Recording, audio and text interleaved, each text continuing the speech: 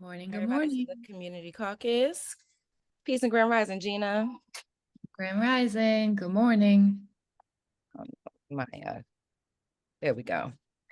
So welcome everybody to the Ward F Community Caucus, where we dissect the City Council agenda each and every Saturday before the caucuses.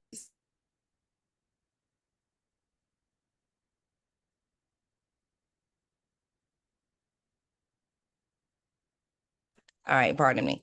Yes, so my name is Erica Walker, Chief of Staff. We have Gina Davison in the building as well with the Office of Councilman Gilmore, and we will be reviewing the municipal meeting agenda items. If this is your first time viewing the caucus, we record these. We also keep them available for on-demand viewing on YouTube, and you can reach all of these links on our website, everythingwardf.com. You can also get there at thepeopleswardf.com.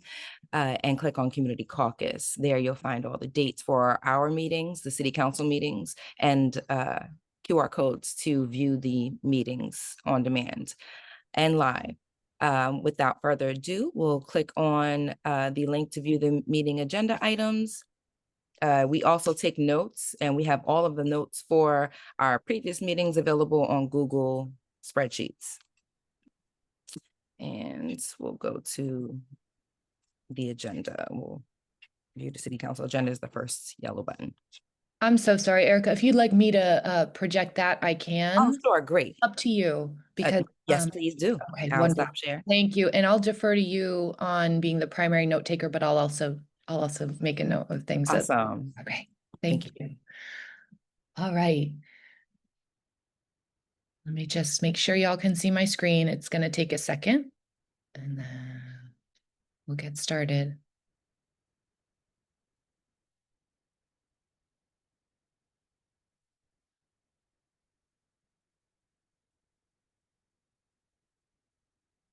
All right.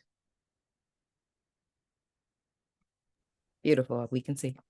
Thank you. Now let everybody in the meeting. Can unlock the.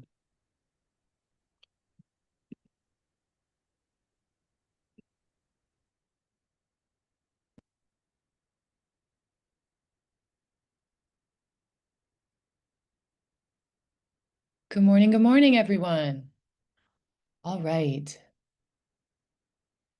I'm going to get us started with our first reading ordinances. So for anybody who doesn't know, first reading ordinances are being read into the record at the upcoming council meeting. And so these ordinances are being read into the record so that we know what's coming, but they won't be voted on until the following council meeting, which, Erica, I can't remember. It's September, but I can't remember the date. But I'm assuming that these first reading ordinances won't be. September 10th is going to be the next. Okay, thank you. Sorry, thank you so much. So these first reading ordinances will be second readings at the September 10th meeting, at which point they'll be available for public comment. But for this week, we do want to be aware of what's coming. And then this also allows us to, as usual, ask questions of folks who are proposing these ordinances, have Mr. Gilmore ask questions on Monday at the caucus meeting. So starting with item 3.1, a bond ordinance providing for various capital improvements to municipal buildings, parks, and roads by and in the city of Jersey City in the county of Hudson, state of New Jersey, reappropriating $13,990,982.44 in excess bond proceeds from various bond ordinances not needed for their original purpose to finance the cost thereof. So my understanding of this one is that they're just taking some resources and reapplying them. If there's any questions on this particular ordinance, please let us know. Moving on to item 3.2, an ordinance 25-086, an ordinance of the Municipal Council of the City of Jersey City, adopting amendments to the Journal Square 2060 redevelopment plan and the St. John's redevelopment plan. I'm not sure if there's anybody on the call who's invested in a stakeholder in terms of Journal Square redevelopment. Feel free to speak up. This is if we look at the purpose box, an amendment to the Journal Square 2060 redevelopment plan, creating the Lowe's Art Walk, adding the property known as 3000 Kennedy to the redevelopment plan area, and assigning it to Zone 3, creating corner bonus E and other changes. Moving on to item 3.3, an ordinance of the municipal council amending the Fayette Broadway redevelopment plan.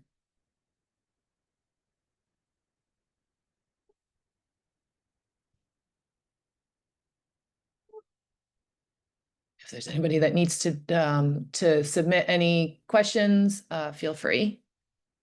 Item 3.4, a franchise ordinance granting permission to 88 Regent Street LLC, its successors and the signs to have private improvements in the public right-of-way of Regent Street adjacent to the property located at 88 Regent Street, Jersey City, New Jersey, identified on the tax maps of the city of Jersey City as block 14002, lots 1.02 and 1.06.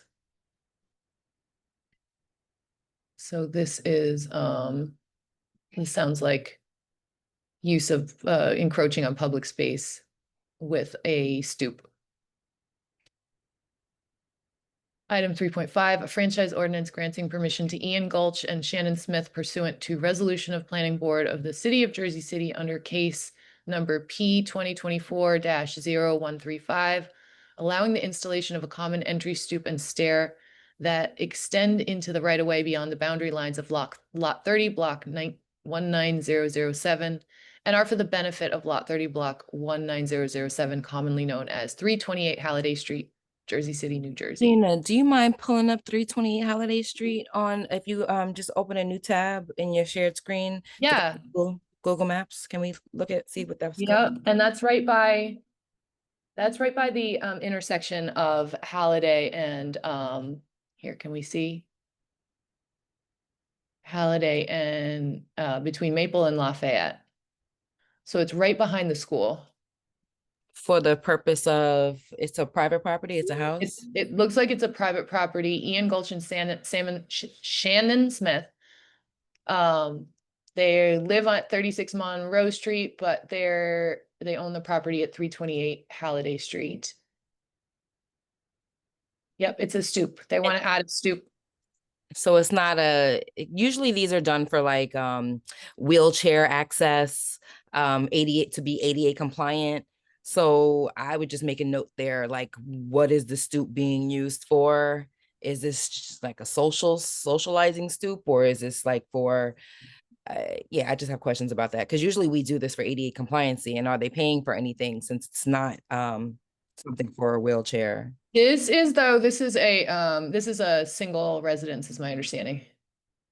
Right. That street is Yeah. single, like, so do we still want to, since it's not like a residential building in terms of like it being one of the big development buildings?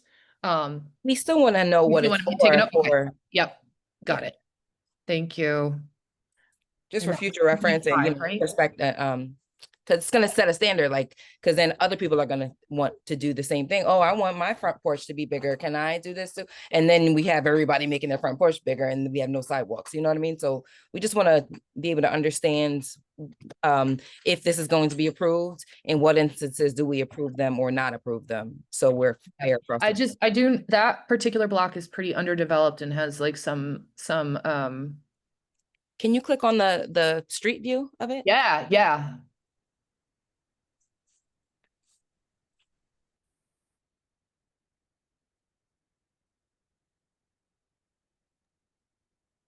And So that's what, this building right here in the I front? think it's this one. Okay, because they don't have a front porch or anything. They, Oh, this is 324, so 328. Hold on.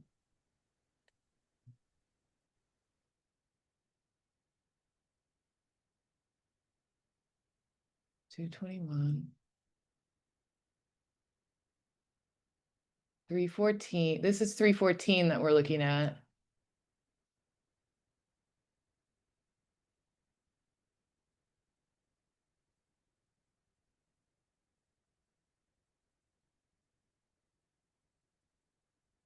Okay, so it's one of these two. Sorry, can you see this? It's either this one right here or the vacant lot. that maybe is being developed. Click on the vacant lot, see if it gives you the address, like click on the blue. You know what? It keeps giving me, every time I try to click on it, it's just giving me the arrow and it's going down the street. Oh, okay. All Yeah, right. I know. So- Wait, here, I think I got it. Nope, that's 326. So it Can you must, click on the ordinance and see if they have any renderings below? Yeah. Scroll down. yeah, I think it's this one, Erica, this Yeah. brick one. Okay. Yeah, and we just want to know, like, in what instance, how big is it gonna be? Oh gosh, here we go. Right here, they showed us. You can just zoom in, yeah.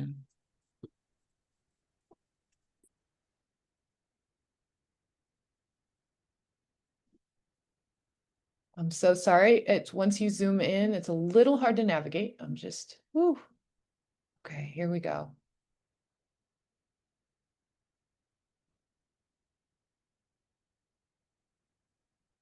Is it coming out blurry for y'all? Just a little bit, but I can see it. Okay. I see that where they have a blue, it looks like the. So yeah, we'll just make a notate because this is not our job to analyze it, but it is our job just to ask the question. So they'll probably have a lawyer there to speak on this, and so we're just going to notate for Councilman Gilmore to ask and for their lawyer to tell us why and how big, and so we'll just notate that. Yeah, interesting because it does look like this is a whole house plan. So, yep, okay. Yeah, they can point out the stoop part. Yep. Oh, you have a question too? Okay. Oh, Thank you, Gina. You can continue.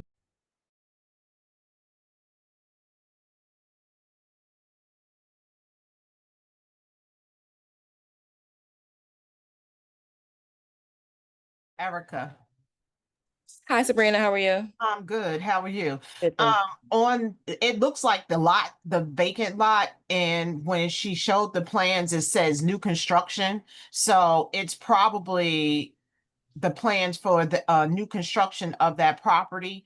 And that's probably why they're asking to have the porch, because probably the building next to it doesn't have one, and they're Right. changing the look of the block for the most part. Because and yeah, once you do that and extend that, the other buildings on that block is probably going to want to get the same Exactly. thing done. Exactly. It is new construction, so that is probably why we couldn't find a picture of the existing, because it's not existing right now, the building. Thank you. Yes, thank you, Sabrina. I couldn't tell whether it was the vacant lot or the building next to. So you're saying it looks like it's the vacant lot, and I would agree with you based on all those plans. The plans are for a full construction, Mm-hmm. so it must be this one. Okay, thank you. You're welcome. Okay, moving on to item 3.6, an ordinance authorizing the city of Jersey City to execute an extension of a lease with the New Jersey Schools Development Authority on the real property at block 21102, lot 52, on the city's tax map located at 70 EG Avenue for the purposes of temporary parking for the Via JC service. What? do I we have thought to this was say going about out this to one? bid, Me and we're too. going, like, yeah, we need to understand this whole bidding process and see how much this is costing us and see if we got any discount, because they're using they're not paying for parking. They're bringing emissions to MLK by having all of their cars have to report. So it's not only the VIA cars that park in that lot, it's also the drivers. So some of the drivers have their own cars. They'll drive, pick up the VIA car, and then, you know what I mean? So, and that lot is right there on MLK near the light rail. So I have a lot of questions about this. Erica. And also, I never realized that the New Jersey Schools Development Authority actually owned that property. I thought it was a Jersey City Redevelopment Agency, and Nope. that's why they just Nope. plopped those vehicles. Here's my issue and concern.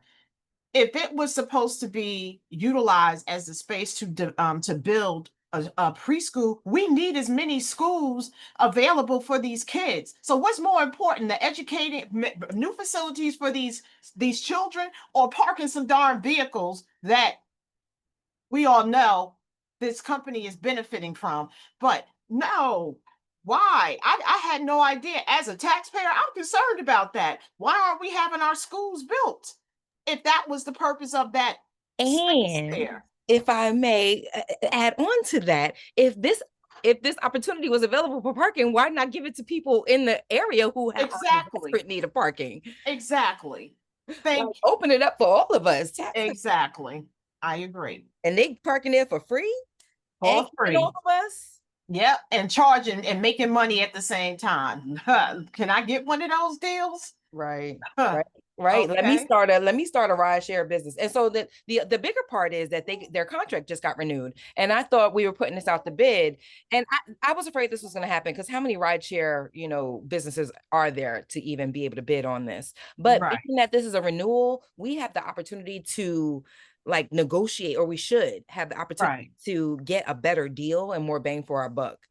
Right. Because And we better have problems with services the require better from them and better services, right. because a lot of people do complain about the quality of the services that they receive from Yes. VIA.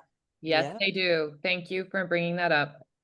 I've added that to the list of items. It's absolutely true.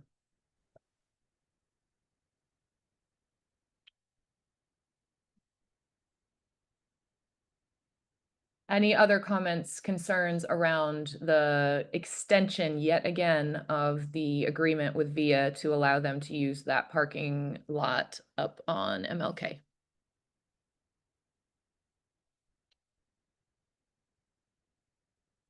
All right. Thanks, everyone. Moving on to item 3.7, an ordinance supplementing chapter 332, Vehicles and Traffic, Article 9, Parking for the Disabled of the Jersey City Code, designating a reserved parking space at various locations through the city. So if you are interested in looking, there is a list of all the locations that there have been applications to add restricted parking for disabled drivers. Item 3.8, an ordinance supplementing chapter 332, Vehicles and Traffic, Article 2, Traffic Regulations, amending section 3329-9, stop intersections, to designate various intersections in the Heights neighborhood into multi-way stop intersections. So this to me indicates that we're adding stop signs, four-way, and it said four-way, or multi-way stop intersections up in the Heights. I'd be interested if there's any concerns about this. I think most of us probably are interested in seeing a little more traffic safety in this city. So I'm assuming and hoping that that's where we're coming from with this, this ordinance. Here we go. A preliminary warrant analysis was conducted, and due to site distance obstructions and crash history at these intersections, multi-way stop control may be warranted. There's also a couple of them that are near schools and student thoroughfares. Moving on to item 3.9, ordinance 25-0993, an ordinance supplementing chapter 332, Vehicles and Traffic, Article 3, Parking, Standing and Stopping, amending section 332-24, parking prohibited certain hours along Van Winkle Ave between Tonnelle Avenue and Liberty Avenue. No person shall park a vehicle between the specified times upon any of the streets or part thereof listed below. I am curious if there's anyone on the call who lives in this area and has any concerns, because it sounds like this is going to restrict parking, on-street parking, for street cleaning, and that's a big change for folks.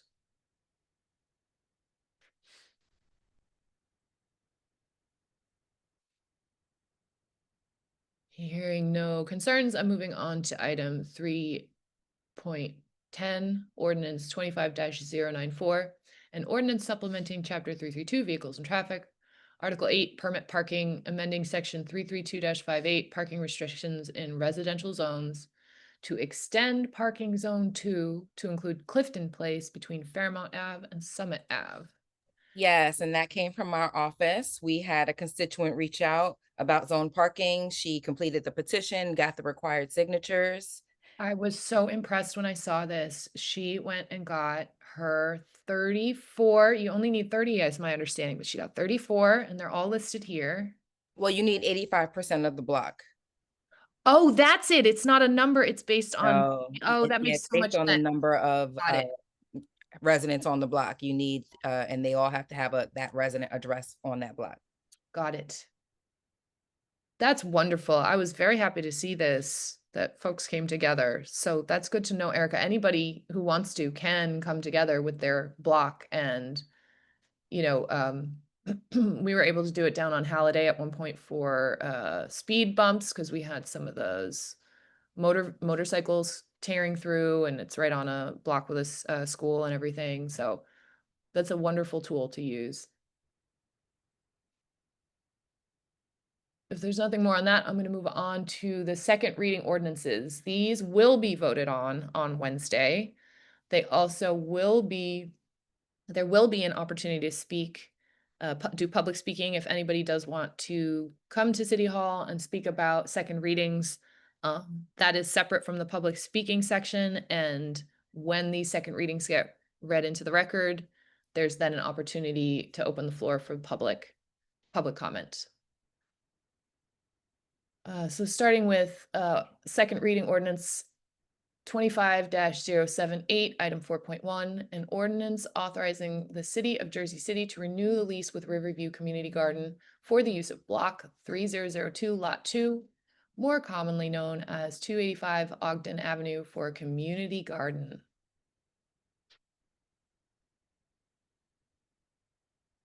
Item 4.2 is ordinance 25-079, an ordinance authorizing the accepting the dedication of street and sidewalks on a portion of Chapel Avenue situated at block 27503, lot 14.01. This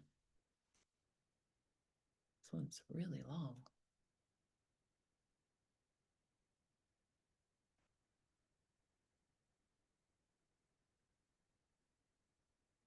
I'm going to go down to the purpose box. I'm not so familiar with this one.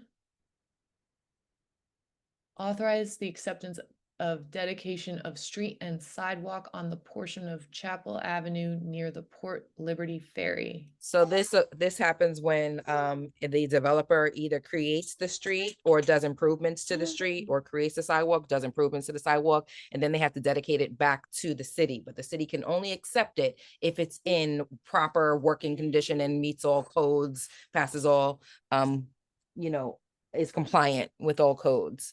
So they had to have So done. it's almost like you're allowing, we're allowing then a developer to do public works. In other words, it just Correct. has to be done properly and we Correct. have to have oversight. Right. Oh, So fascinating. they own the property while Yep. they're doing the work, and then they give it back to us. Oh my goodness, that's so interesting. I had no idea how that's how that works. Is there anything in here, Erica, I should click into?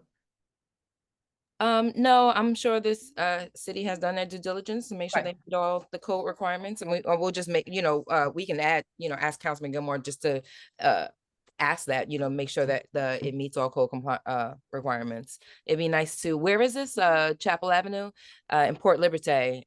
Is that Ward F or That's Ward A. Ward A? Okay, yeah. So yeah, it's Ward A, but that councilperson will make Okay. sure it's up to Yep. code. Thank you, Mr. Gilmore.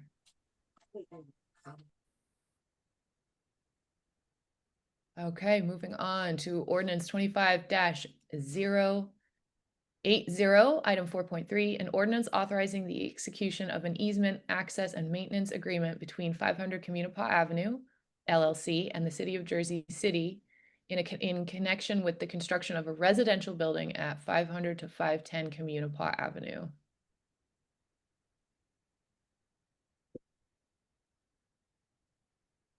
A new 4- and 5-story mixed-use development containing ground floor retail commercial space, 71 residential dwelling units, and 47 parking spaces. Any concerns, questions? Looks like they're widening the public sidewalk. Okay. Next item, 4.4, ordinance 25-081. An ordinance authorizing the City of Jersey City to acquire certain real property known as Block 27503, Lot 13.01 on the city's tax map located at the foot of Chapel Avenue from Liberty National Development Co. for the purposes of ensuring continued ferry service to the public. I didn't know this was a ferry. I didn't know that this, oh, so this is for the public Port Liberté ferry. It sounds like. Any questions, concerns? Item 4.5 is ordinance 25-082, an ordinance of the Jersey City Municipal Council amending Chapter 163 Firearms and Weapons to add Article 6 Firearms Storage Requirements. The owner and authorized user of firearm must secure the firearm as follows in a secure lockbox, container, safe cabinet, or other suitable place, and secured with a trigger lock, tamper-resistant mechanical lock, or other safety device. I would be interested in how this will be enforced. The purpose box says the City of Jersey City has been called upon by the community group Every Town for Gun Safety to establish firearms security laws within residences and has decided to amend and adopt firearms safety guidelines for residents.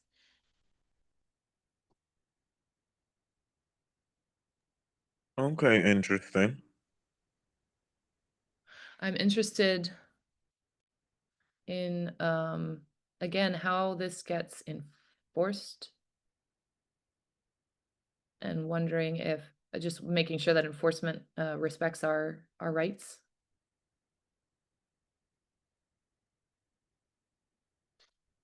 Any other questions, concerns about item 4.5? No, that's a good question, though. How does enforcement affect our rights? Like, do they have a right to, just because they might assume, or if we're registered as a firearm holder, does that give persons a right to come into our homes and see how we're stop storing them?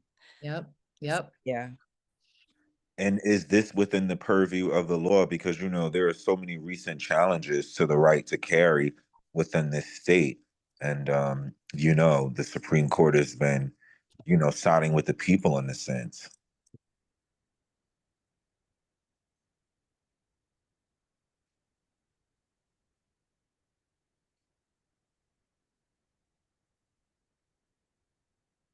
Thank you, Edward. Yes.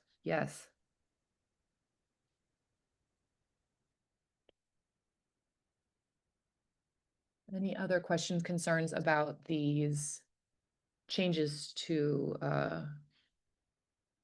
firearm security laws in our city?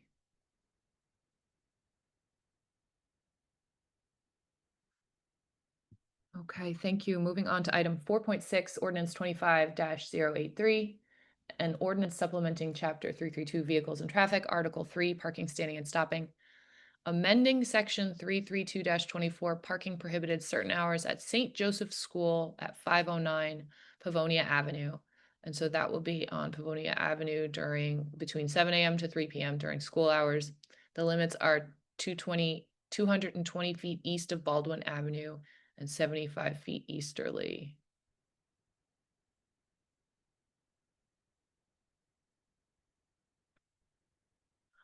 I would wonder if this is if this is a block where anybody's trying to park who actually works at the school, though. If we look at the purpose box, it says the purpose is to establish a no parking area at the entrance of St. Joseph's School located at 509 Pavonia during school days from 7 to 3 p.m. to facilitate the safe pickup and drop off of school children. Oh, wow. This ordinance is proposed at the request of the principal at St. Joseph's School with the support of Councilman Boggiano's office.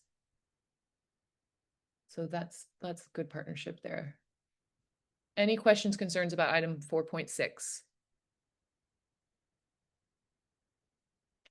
Moving on to item 4.7, ordinance 25-084, an ordinance supplementing chapter 332 vehicles and traffic, Article 2, traffic regulations. Section 332-8, prohibited right turns on red signal to prohibit turns on red at all times at various intersections along Summit Avenue in the Journal Square neighborhood and at Grand Street. So we're continuing to spread the no turn on red throughout the city. I just want to Amen. Amen. I personally like when they do it street by street like this, as opposed to doing it in the whole city. Because I mean, one of the great things about living in New Jersey is that it's not citywide that you can't turn right on red, because sometimes it makes sense to be able to turn right on red.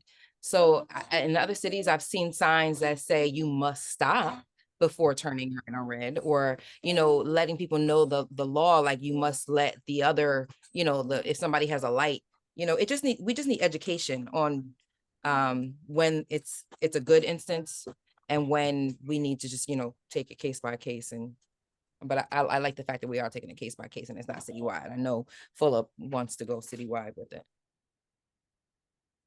So maybe one good question is what so we're saying we like that this is being done street by street because it's being done thoughtfully, but maybe what kind of communications are going out? Maybe.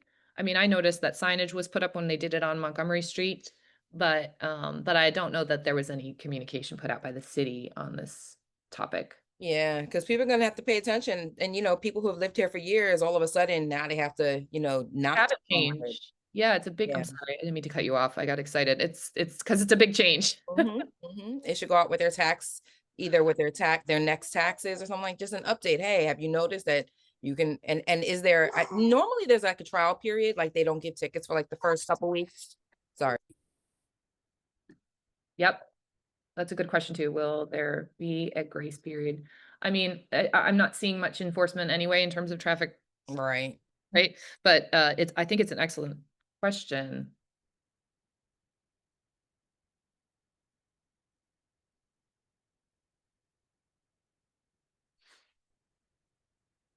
Okay.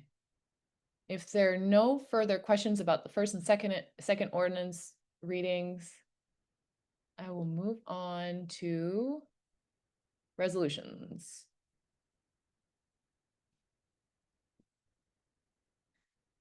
Again, all these resolutions will be voted on by council on Wednesday. So we do want to ask our questions now and ahead of time, such that by Wednesday, we're able to make a determination of whether or not we do support the passage of some of these resolutions. And there is a public speaking portion of the Wednesday council meetings that does allow us to also, as residents, speak to these issues and our concerns around them. Starting with item 10.1, resolution 25-495, a resolution authorizing an emergency temporary appropriation for calendar year 2025. This has been happening because the 2025 budget still hadn't been passed, and so these temporary appropriations have been keeping the city running for the past, I don't know, 5 months, right? Unbelievable. All right. So the question, of course, would be when are we going to pass the municipal budget? But that does seem to be the next resolution on the list. I'm so sorry. I think Erica, you were going to say something? Yeah, the 8 months. I was gonna say the past 8 months. The thing is like by the time we do pass the budget, we're gonna be over budget because nobody's been checking. You know, the reason why we have budgets hearings is so we set limitations. But if we're just passing emergency, you know, appropriations, we're spending money we need to spend without really doing checks and balances.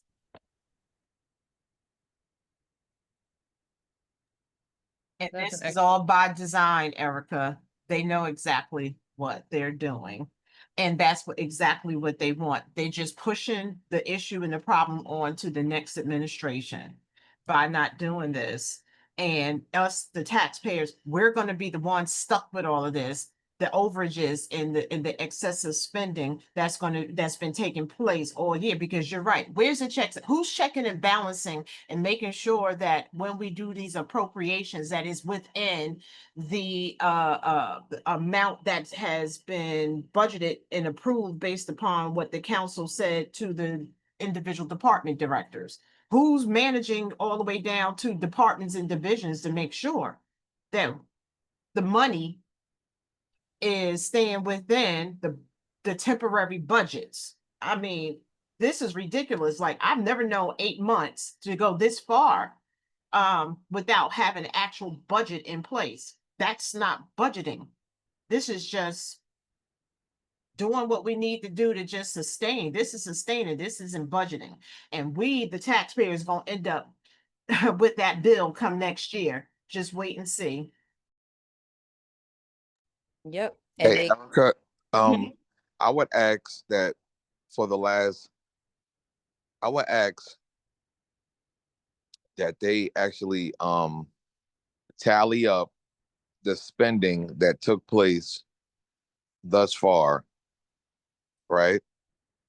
And then ask the administration, what were you intending on spending as far as the budget? Like, what's the actual budget? What did you spend already? And then ask the city, whatever, over the next 4 months to say that they would have to stay within that amount, whatever, for the remainder of the year. So that, next year, you won't take what you already spent, and then next year you'd be like, oh, we had to go up this much because of what we spent this year. Like, to keep the city within a budget. How much did we spend already? How much is left to spend? And ask all city directors and everybody else to stay within that for this fiscal year. I mean, if that makes sense. And Chris, I totally agree. And I feel Carmen Gandula, who's the director of the Department of Finance, should have to be present to answer such questions. Because if she's the director of finance and she's managing this, she should have numbers. She should know where we are in this budget. Start holding people accountable. We have to start holding these people accountable that are in these positions that are, quote unquote, managing the taxpayers' dollars. So you're putting forth things. I'm looking at the actual fact sheet here. Call Carmen and Cylindra and whoever else, but no, hold Carmen, because I know what Carmen is going to do. She's going to have Cylindra, who's only doing what he's told to do, to have to attend and answer the questions. No. We're not going to hide. Let's see what you really know how to do, Carmen Gandula, because I know you're not qualified for this position. Get up here and answer the taxpayers' questions as it pertains to the budget, the spending to date, and what's left over. What are the balances that's left over? What are the numbers looking like? Let her get up there and explain. Let her do her job, and let's hold her accountable. And then I would tie it into the fact that people just, I guess last month, got their tax bills, and you got to tie it like all in together to say that this mayor or this administration, whatever, is recklessly spending. Like you got to hit them. You know what I'm saying? Like, but you need these numbers first, to whack them. Because it is a little bit reckless that they gotta open pocketbook, whatever, with the taxpayers' money, man. Like, and that's kind of disheartening. So I think like during the caucus meeting, like there need to be, or well, probably an email, I don't know, today or whatever, saying that we need so and such to be there to explain this, that, and the third. Yeah, we review the caucus notes. We'll update the caucus notes spreadsheet and then send all emails on or by Monday. And then put throw a article out there in the press, whatever, that Councilman Gilmore is concerned about the spending thus far by the city through emergency appropriations or something like that. Correct. Will do. And I'm noticing that publicly available for Carmen, I'm only seeing a team email address, but I'm guessing we have access through our Oh, yeah, we make all Yep, city good. emails public. Mhm. Yep.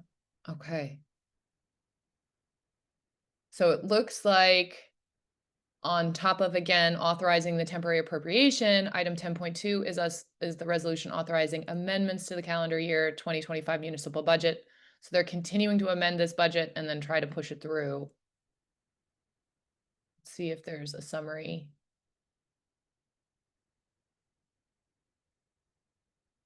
So it looks like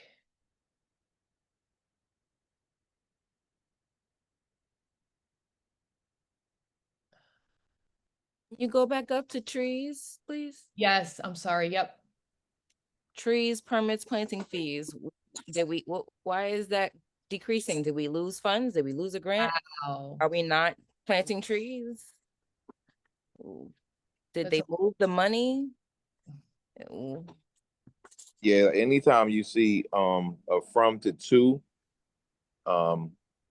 yeah, you're moving money, whatever, around to pay for. They're probably moving money around to pay for something else. Over the years, historically, it's always been to move it to public safety. Not always, let me correct myself. A majority of the funds.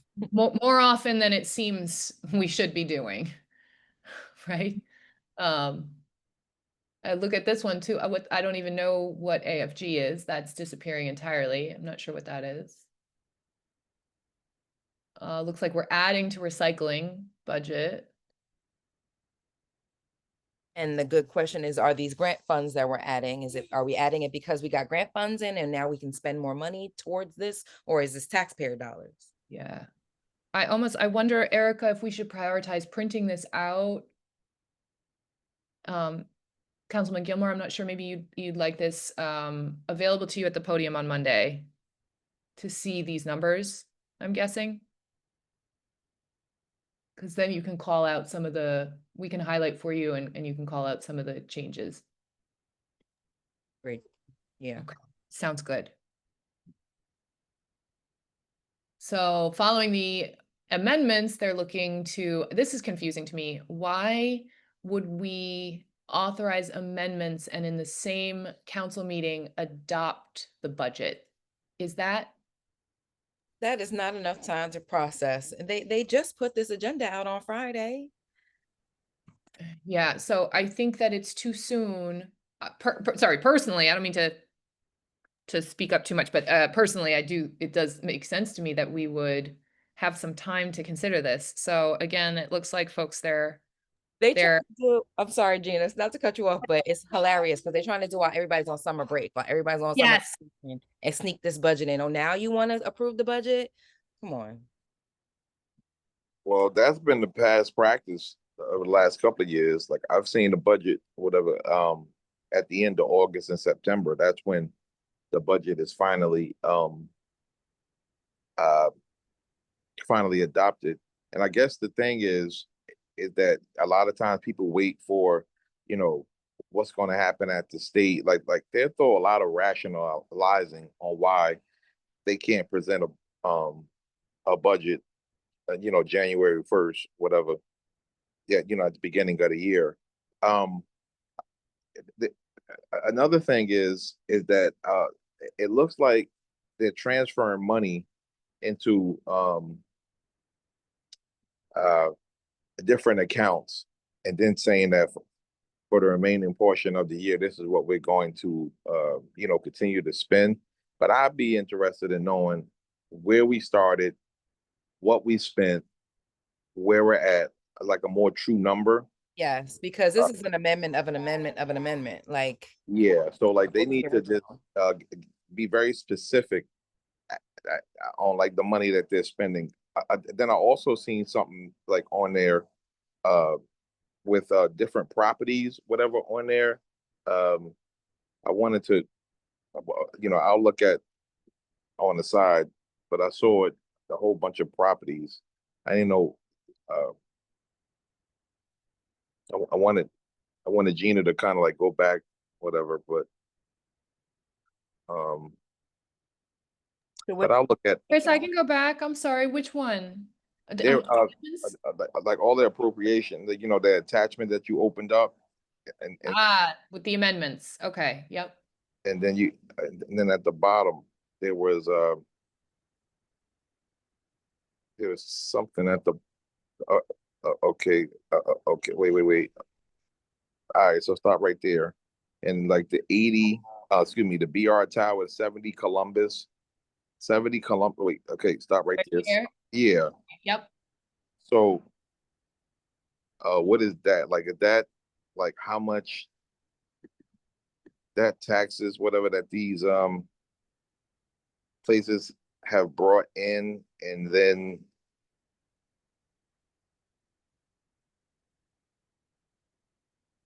yeah, like from to I don't know, like I wanted the explanation because that's a lot of money. Like uh total section Q is a hundred and 83 to 185 million dollars. What is that?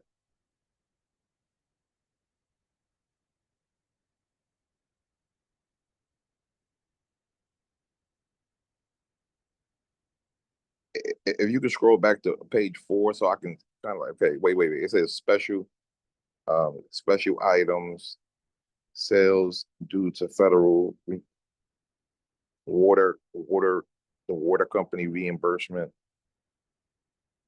I don't know. It seems like we just need an explanation of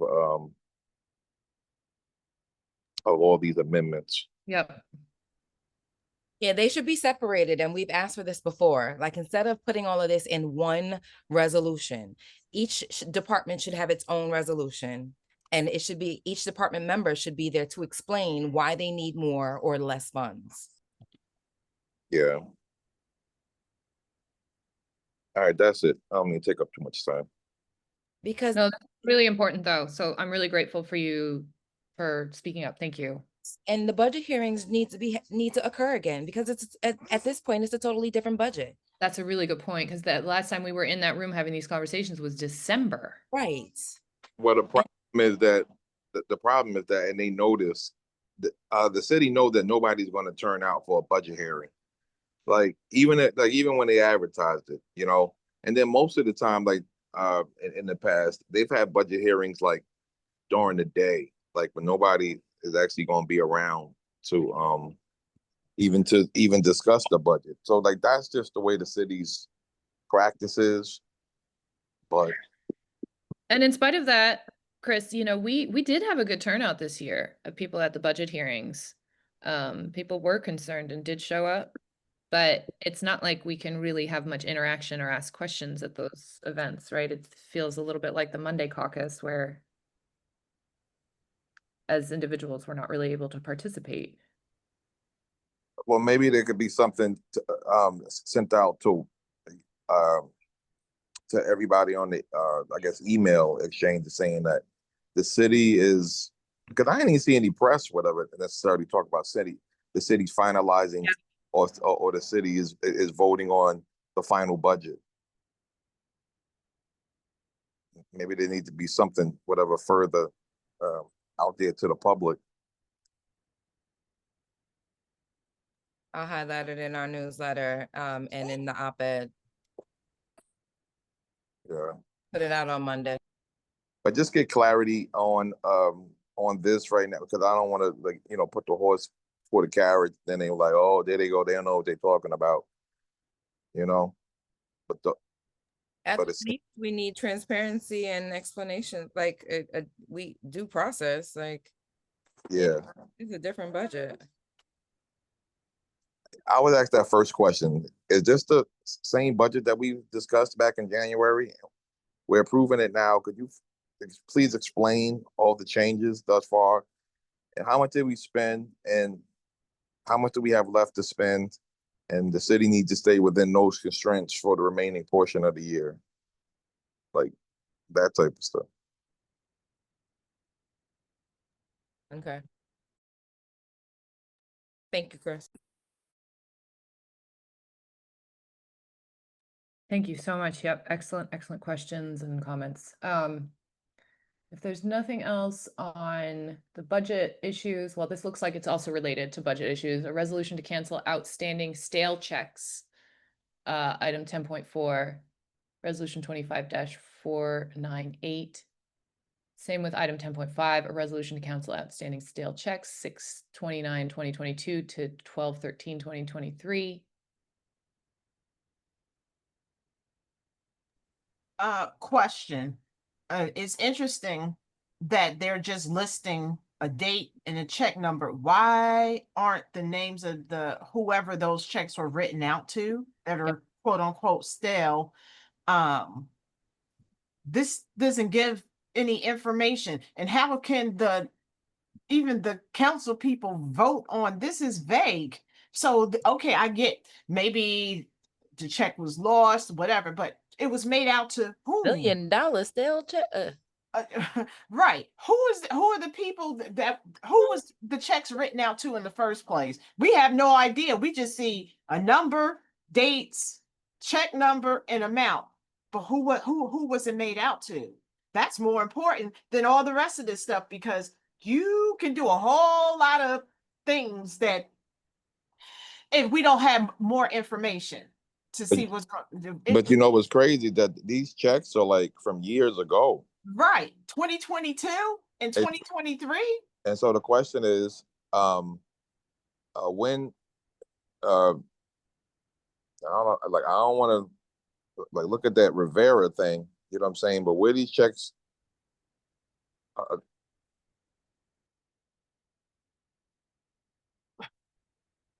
I think more information should be attached to it. I mean, I'm not saying that outstanding whatever should be canceled, but they need to be more transparent and include the names of the companies or the individuals that these checks were made out to, especially since it's going back to 2022 to 2023.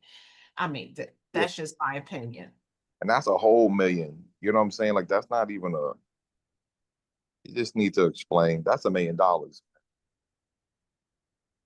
And what if somebody tries to go and cash that check and it's a vendor that's providing services to our city? We want to make sure we're not canceling anything that shouldn't be canceled. I mean, to your point, Chris, these are very old. The most recent ones are 2023, December 2023. But still, we need some transparency. So I've added that as a question. Okay, one more question in regards to that. My question is, so let's say this gets approved and they're canceling outstanding stale checks equals outstanding stale money. Where is the money going? So after these checks are approved, where is that $1.262 million going? So does it go back to the general fund? Are we going to be able to see that it went back to the general fund, or does it just $1.262 million just evaporate into thin air after it's approved? So what's the next steps and where is it going specifically?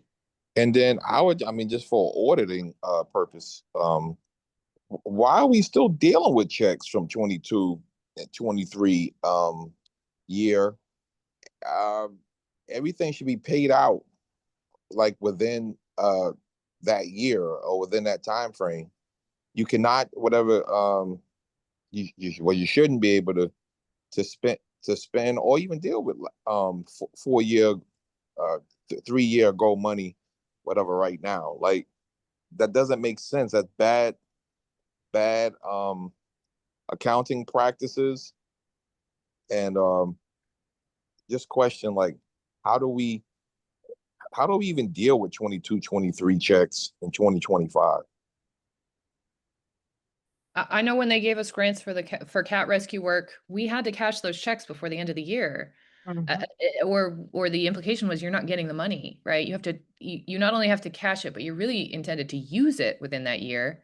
And it was I felt like we were very strict about that. So I agree with you, Chris. Like, why isn't this happening in a timely fashion? Why isn't there follow-ups happening? And how has this not shown up in some form of fashion in the 23 budget, the 24 budget, and in the 25-year budget? Something's not right here. So where, in other words, where do we see this as surplus or Right, leftover monies from those years? exactly.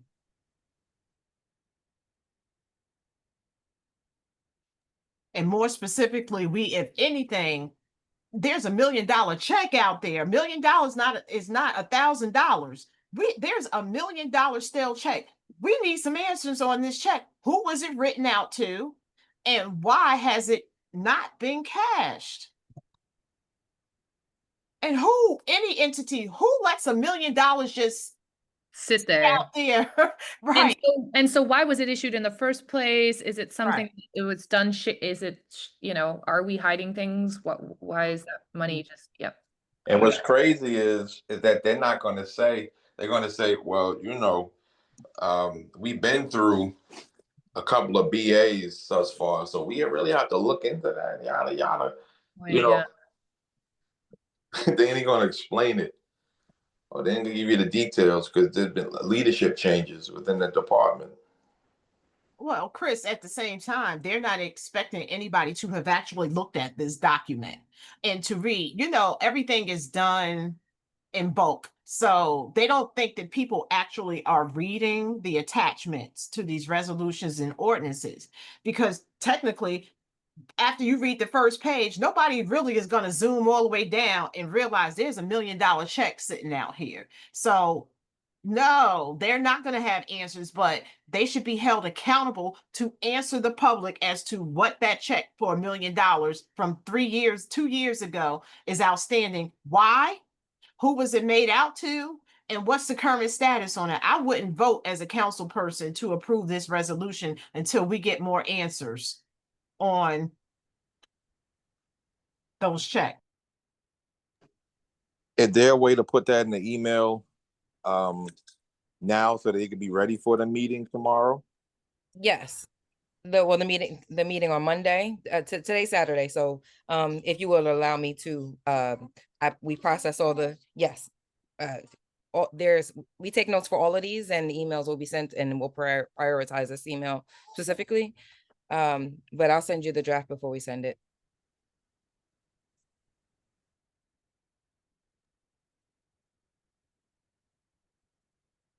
I'm going to make a note of that as well.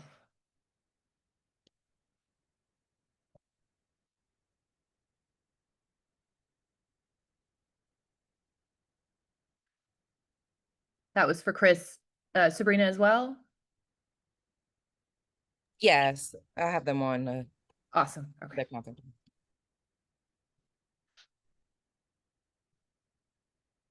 Grateful for everybody on here helping to hold this city accountable. So important. Next item, 10.6, a resolution granting veteran exemptions for local property taxation pursuant to NJSA 54.4-3.30. Excuse me. Yes. So we skipped 10.5. Yes, I'm sorry. That's more of the stale checks. Do we want to scroll through this? And why is it two separate resolutions covering this pretty much the same period of time? Why didn't they just do one resolution from January 26, 2022 to December 13th, 2023 to include all of it, because it's overlapping here? Yeah. And look, when we got to find out, when did, maybe Sabrina, you can help me out. When did the whole Rivera thing happen? That was 2019. What were everything? The apartment or? No. I was just wondering, what, maybe maybe they're canceling stuff or whatever because of what happened. But that happened a while ago. Yeah, that was in 20. Yeah, that was 2019, 18, 19. Yeah, 2018, 19, and 20 when all of that was going on. Got you. Mm-hmm.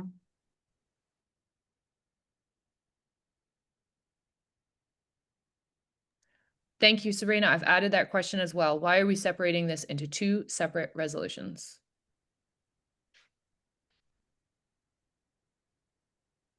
I'm going to say where is an overall summary.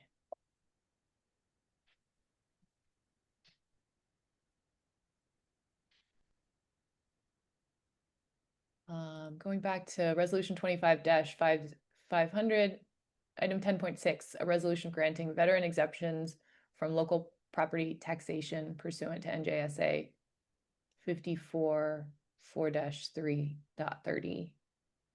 So this is crediting or refunding portions of 2025 taxes for veteran residents.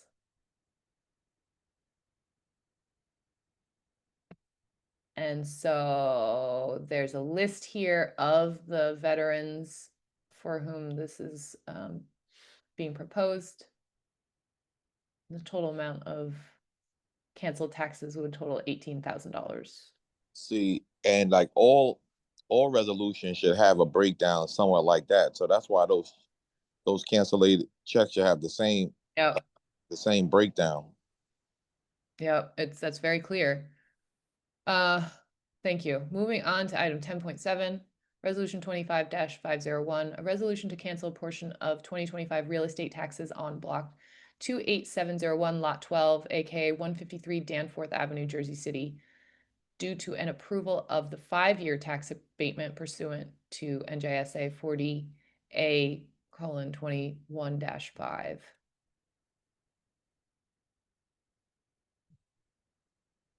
The owner is Sudana Burris. Property was renovated and converted from a 1 to a 2-family dwelling for which a 5-year tax abatement was filed and subsequently granted. We give tax abatements for splitting a building into a 2-family dwelling? Is it providing affordable housing? That's a good question. How What address is that, Gina? This is 153 Danforth. Oh, 153. Yeah, I was looking at what's the name? I seen that yesterday. I think what they're trying to do is, and this is like a trick that people use, and their argument is that any improvement benefits benefits. It's kind of like what Erica, the gentleman, did that brought the building and fixed the building, and now he wants to sell condos, and now he's asking for an abatement. Right, so it's what No, something they well, be doing. well, But I would say no, we don't, because we you're don't agree getting with more that, though. because you're getting more revenue, and no. If that's the case, you know how many people are going to Mhm. do renovations to their homes Me, Right? Yeah, and then ask for a 5-year relief? yeah, No. And why the yeah, city? that's crazy. And can why we the all city? get that deal? Yeah, I mean that should be open to the public. Like that should be advertised. Like you get, but then the city ain't gonna raise no revenue. So it's like Exactly. whatever. So we can't do that. Yeah, And what makes them so special? Well, plus they're adding more residents. Right? If you're separating it into a 2-family, presumably you're probably having. But when I did like a Google search on that property, like it looked like it already has 2 doors on it already. Oh, okay. It's already a 2-family home. And I think on Zillow it's already advertised as a. Is it a pilot? Like are they making a payment in lieu? It's a 9-bedroom, 5-bath, whatever home. That sold. It sold for $740 in January, and now he asked for some tax relief on an already converted 2-family house. If you just purchased the property, how are you going to turn around and ask for relief? We all yeah, want some relief, but how do you do that? I just saw that on Zillow. Like, nah, yo. yeah, that's crazy, man. So the thing is, like, are there any other? Are there more people on these resolutions asking for 5-year? Well, no, there was typically what they do is like they'll reach out to the ward council person, um, And if that ward council person supports it, they'll say, all right, you can put it forward for a vote. Because I know, like I said, the gentleman on Virginia, he wanted to do the same thing, and I was like, I don't, I don't see how is this worthy of an abatement. Like he's like, oh well, the area is bad. We're trying to change the area, and and I was like, yeah, I understand everything you're saying, but I don't think it warrants a tax abatement though. No, but why would they go to the oh yeah, cause y'all, I guess the rationale Yeah. is that you prove the dollars. Mm-hmm. Why you Yeah. go to a council person to ask for in the basement? Yeah. That don't make sense. Yeah, so no. You can put the questions out there, but don't approve that one. Yeah, that's crazy. Yeah, all the questions have been added. Thank you. Those all very good questions.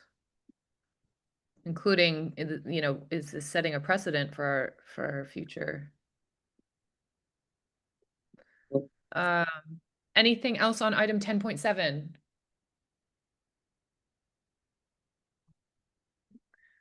Okay, moving on to 10.8, a resolution to cancel a portion of 2024 and 2025 real estate taxes on block 4504, lot 1, qualifier CO202 due to an erroneous assessment and apply freeze act pursuant to NJSA 54:51A-8. This is for someone named Melissa Falzo.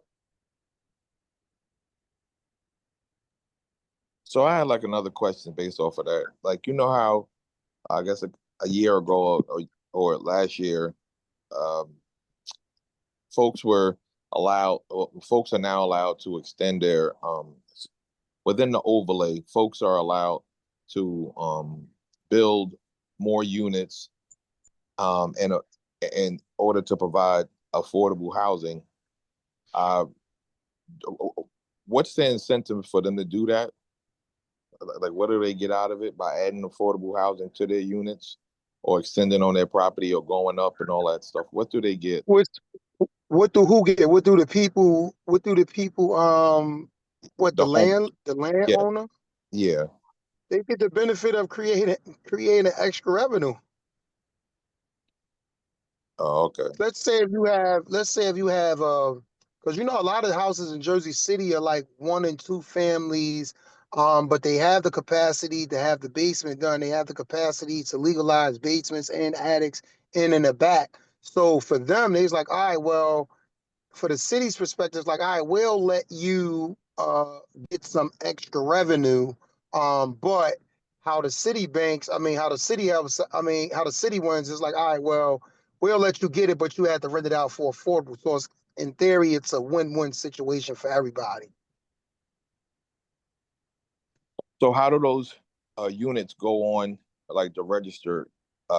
They got to go through what's Deja's department, because I have one of those affordable units, and like all of the tenants got to get screened through them. They gotta go to like DCA and all that stuff. Yeah. Mm-hmm. Yeah. And so the city's going to already have a list of units that are affordable within 1 and 2 family homes. Yes. So Yes. what about new developments? Because I think there's a property on I believe Armstrong that has like one of those accessory dwelling units like in the back, and also on like Randolph, I think there's one currently being built between Gardner and I forget the block, but yeah, it has like accessory dwelling units in the back, but the developers are basically developing those for sale. Like the one on on Armstrong, I Yeah. believe, was like So what sold for they like do 250. is 2 ways you can get money. One, you for the city, we'll say, all right, you have to build affordable units. Or 2, all right, you don't want to build affordable units, but you want to utilize this. You have to pay into the Affordable Housing Trust Fund. And then there's this ratio, this calculation, how they calculate how much you should be paying into the trust fund based on the property and all that other stuff. Okay. And how's the public, um, uh, how, how do the public know that these units are available to them? For sale, I mean, for rent. Yes. So what happens is, this is the part that kind of pisses me, well, not pisses me off, is, yeah, it pisses me off. So the public in general wouldn't know, right? But the person who owns the property, whenever they rent it out, they have to whenever they advertise it, they have to advertise it to people and let them know that it's low income. So it's kind of just like, But is the where? it's Like, where do they advertise it? that's the thing. There's nowhere. You're the Oh, landlord, you see, that's full advertise of to wherever crap. you want. See, that's the bull. See, That's what I'm saying. That's the that's problem the that we have with bull. this. That's the problem we have with affordable housing in a nutshell. All right, it's affordable, but the people that live here and the people that's really suffering are not having access to the affordable units. But they use the catchphrase that it's affordable. All right, so All right, so affordable to who? It's not all right, so accessible to everybody else.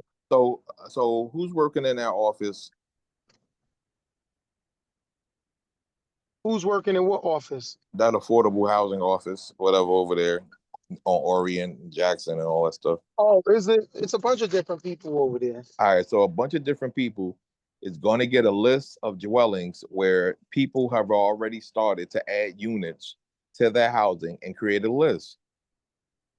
No, even if no, it has to be big. They can't create it. They have to be in charge of the affordable stock. That's the only way you can really hold landlords accountable. So what if they do have the list? Now, see it to be different. Let's say if we had a division in Jersey City that say, hey, listen, we're responsible for, so they have a list of every affordable unit, and they Yes, have all the people that's been on a waiting list to receive affordable housing, yes, versus it's just being a list and someone just, because somebody could come from Colorado and be within the financial parameters, yeah, that's true. But I just you want know, that stuff to be like out there to say that these units located at this address are affordable. affordable, yeah. Bottom line, I see what you're saying. and then that person can go and apply and then see if there's other people on the list that's before them and all the rest of that. But before we even start, like, you know how they say, like, the housing department got all their whether at Marion, wherever, like, all those units, that's under their purview. But the city also got, not only do you have those housing that's on a lot, that's out there, but you got to list all the affordable units in the city, and then have the residents go to, like, shop around. You know what I'm saying? And then say, before you look around, look at this list and see what housing stock is available for you. Mm-hmm. Do these get Yeah. listed on the affordable housing portal for the public? Well, I know affordable housing, like, I know the projects, whatever, are already online, but I think the city got to do a better job in working with those developments at, like, say, like Sayla Court, or say like Lafayette Village, or say like all the rest of those type of places that may have units available. But I just think that there needs to be a list of places where people can go for affordable housing, and when they go, they can talk to the landlord and say, do you have that unit available? And then they be like, nah. And then, I think a list should be made, Yeah, no, I agree. advertised list. I thought that's what the affordable housing portal was for. Yeah, but To have what I'm saying, like, people do that all the time. Like, it's campaign talking bites. You know what I'm That's saying? what I was about to say. There's no There's real. no real mechanism to track it. What I've, like, based on my experience, what I've found out, even with my affordable unit, I go out and, like, they have the data that is supposed to be rendered affordable. Yeah. But I go out, I find the tenant, and then now I send the information, and then they say, either they're in the threshold or they're not in the threshold. What I'm saying is, why don't we have The affordable housing portal just tell you what housing is available for affordability, right? There's no real accountability. Now, let's say if all of us on a call apply for affordable unit, then we'll have a waiting list of all these people. So fine, you could choose who you want, but choose between the people on this list because they've been waiting. And that's what we have to have a serious conversation about, because they can make all affordable units they want, but the way that they have it currently constructed, these the same affordable can go to a developer niece or someone's family, and it's not a fair process. So that's what we have to figure out. We have to have like a division of affordability where we have people specifically designated towards just addressing the people on the waiting list for affordable housing.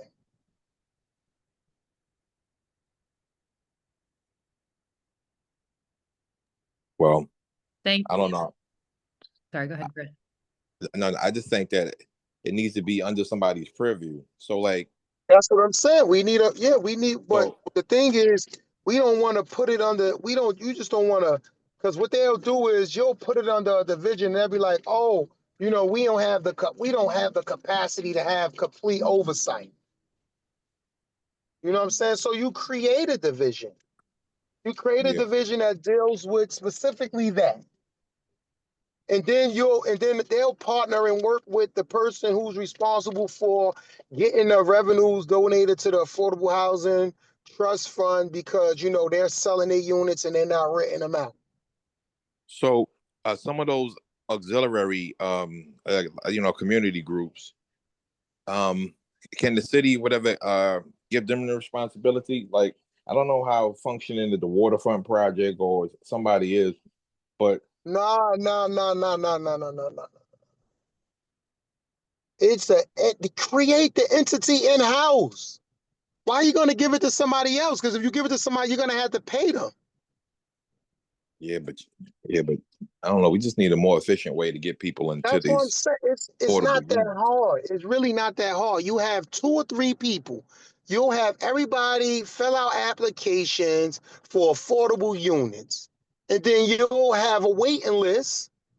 And the waiting list will be public, right? It's kind of like what is it? That's the one thing that I like about that housing portal, is that you can go in and see where you're at on a waiting list and where at and we in each of these different establishments. So it's the same, it's almost like the same concept. All right, these 150 people have been waiting since, I don't know, December of last year. 27 new affordable units is coming on the market, But right? They yeah, have to choose between these 100 and something people.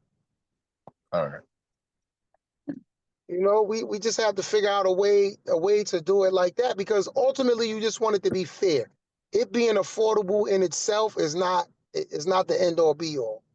Councilman I got you. Gilmore, not to I'm- interrupt, but there's a fire at 189 Stegman, second alarm fire, just FYI.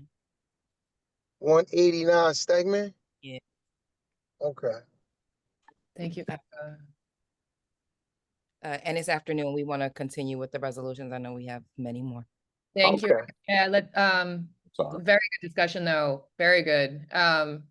So that's what's particular one, 10.8 is for an individual who apparently the Freeze NJ Freeze Act was supposed to principles were supposed to be applied to this property. So moving on to item 10.9, a resolution of the Municipal Council of the City of Jersey City authorizing the award of program contracts to various nonprofit awardees for the summer of 2025. 8 501c3 agencies were found to qualify for funding for youth programming. Here's the list right here. Greater Neighborhood Alliance, Jersey City Police Athletic League. I personally would be interested in what organization, I guess this is one of those mini grant distributions. Any questions here? Well, real quick question, like, we just want to make sure that they got their money already, or are they just to approve that they start to get it? This is approving to distribute it. So it doesn't sound like the checks have been issued. If I'm understanding it correctly, I think this is in order to issue those checks. So, Did I miss something? so they're all in compliance. Okay. Because I know they have to be in compliance first before they get their money. So yeah, this is authorized to distribute.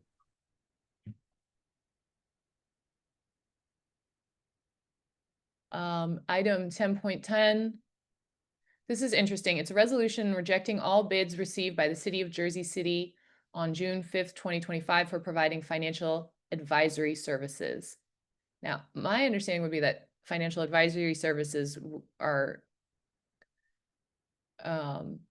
necessary. Does anybody on the call have any understanding or? Like they probably going to choose somebody, and so they probably rejected those. Like they have to approach that they rejected the bids, and then they also have to say that they accepted a bid from somebody to provide that service. It sounds like here, though, it's rejecting all bids, so none of them were satisfactory, I guess, to the city, right? I want to ask why.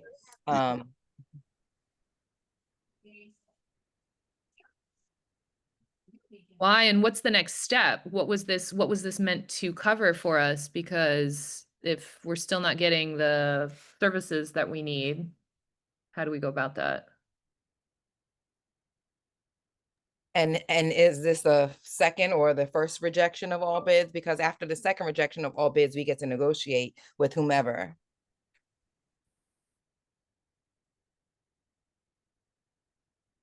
Added that question. Thank you, Erica.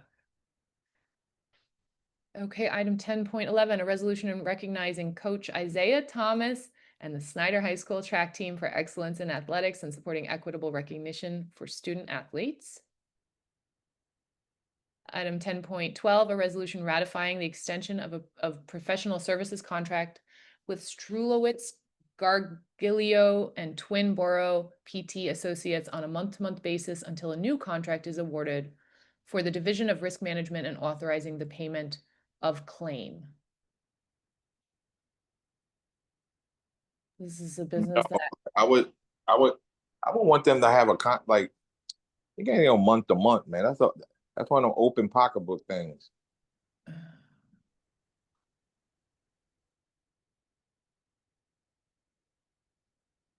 and it's saying here that they've provided the city with outstanding invoices to the city totaling $109,000, 375. Services performed between January and May of 2025.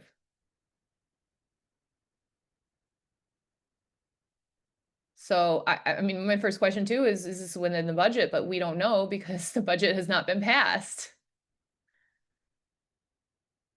So to your point, Chris, how did we if we're racking up unpaid services, where's that money coming from?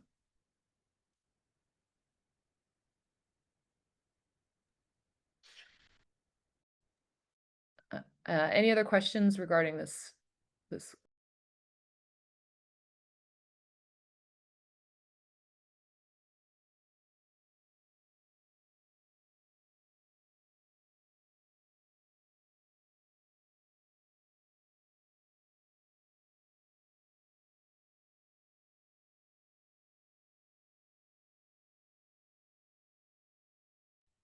Sorry, I was muted. Moving on to item 10.13, a resolution authorizing the city of Jersey City to issue a certificate of insurance for Tops Holding LLC for the purposes of the Jersey City Youth Mural Program's Summer Mural Project.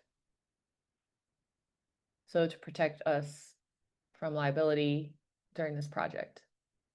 While we have this resolution, we want to ask how we can get schools signed up for this. Councilman Gilmore, I know we spoke to somebody who wanted to get a mural done at a school. So how do we add to this list of mural projects?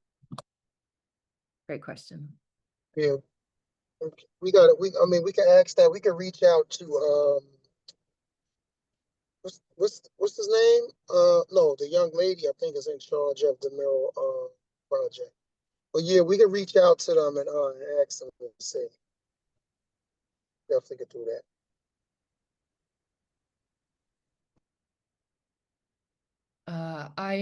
Excuse me. Item 10. Point 14, Resolution 25-508 is a resolution reappointing Rachel B. Sieg as a member of the Jersey City Alcoholic Beverage Control Board.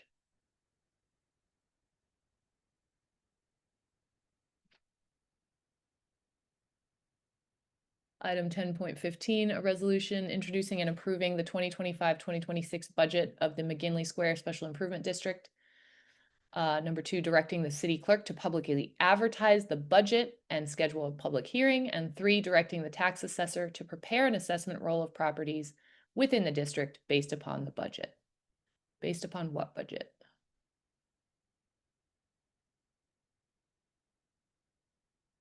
The McGinley Square Special Improvement is SID budget. Oh, for this year or for, here we go, sorry. July for, oh, they have a mid-year fiscal. So July 1st, 2025 to June 30th, 2026.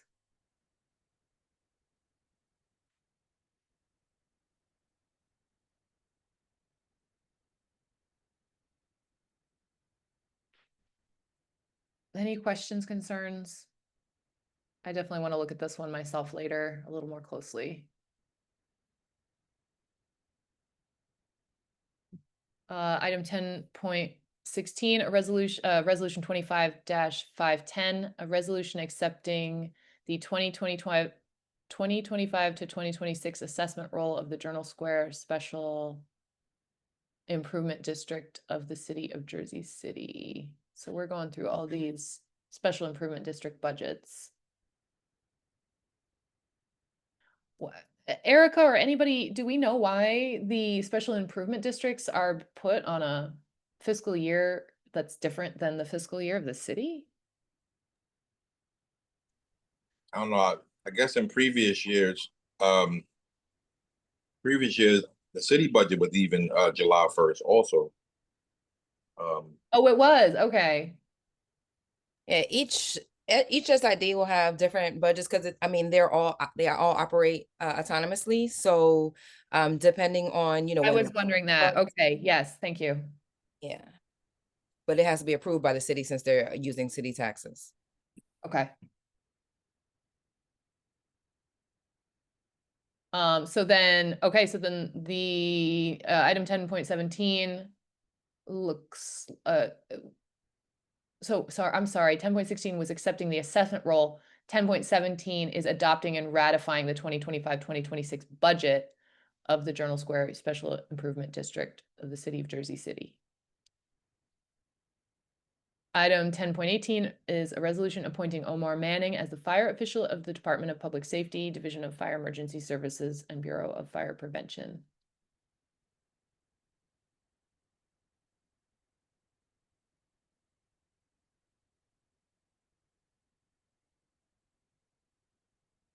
Is this somebody, do we know, is this a new hiree or is this somebody getting a promotion? Yeah, this is man, and he's been in fire for I don't know 20 years. Wow. Oh, So nice. he's getting a promotion. Good, okay. Item 10.19 is a resolution authorizing the award of a contract to Absolute Fire Protection for a 10-year lease of an E1 110-foot tractor-drawn aerial tiller fire apparatus through the Sourcewell Cooperative, formerly known as the National Joint Powers Alliance, for the Department of Public Safety Division of Fire. Is that getting paid for like by a grant from the federal government or something?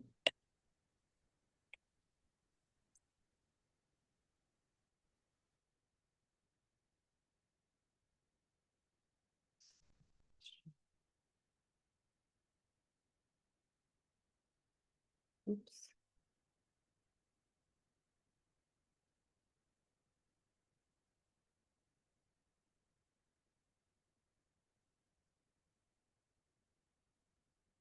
It's not telling us anywhere here where the funds are coming from to pay for this, if I'm understanding it correctly. Did I miss something? If Erica or Councilman or if anybody saw. Let me see the last couple of whereas statements. Sometimes they say where. Sorry, going back up. Yeah, to the last couple of whereas statements Okay. before, right there, yeah. So the first payment is due March 6th. Who was possession of Sourcewell? First payment. The contract is in the amount of $2,596,629. That's for 10 years. Yeah, so what is this DP? Well, yeah, Director Kears will say where the funds will coming from when he presents it. Okay. He normally always does. He's very thorough. Yep.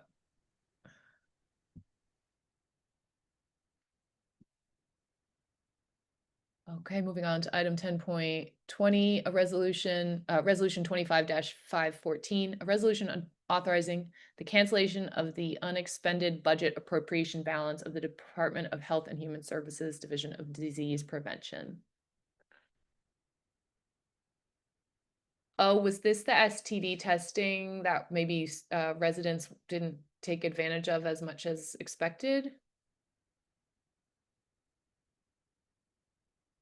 That's unfortunate. Overall, the question is, why aren't we, where do the funds go? Are they gonna get Grant applied? cancellation memo looks like we're canceling the grant. We're giving the funds back. Were these matching funds? And where does that money go?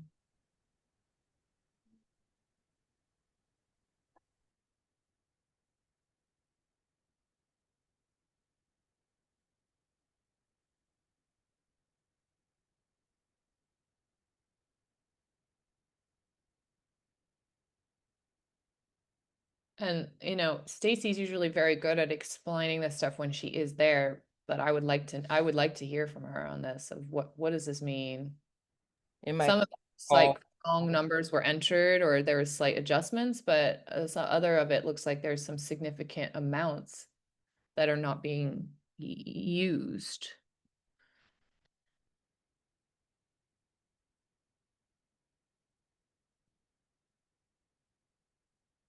Thank you. I'll send an email. Oh, thank you, Erica. That would be amazing.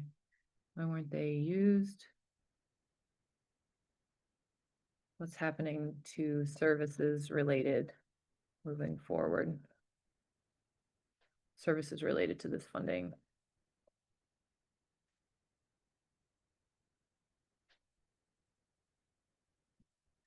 Item 10.21, Resolution 25-515 is a resolution authorizing the Jersey City Department of Health and Human Services to accept the 2026 WIC Health Services grant funds from the New Jersey Department of Health.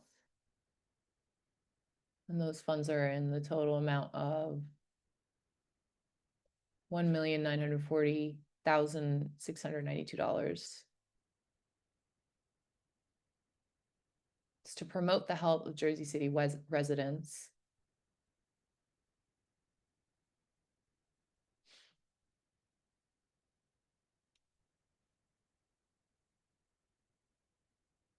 Oh, is this the meal delivery program?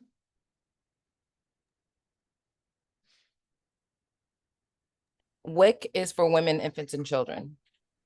It provides milk, cheese, cereal. Okay, it's food based. Okay.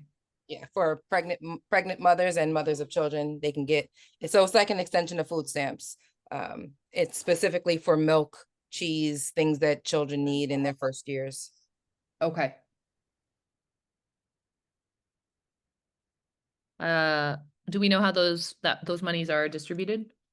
Yeah, WIC is an old system. It's been around. Okay, got Yeah. it.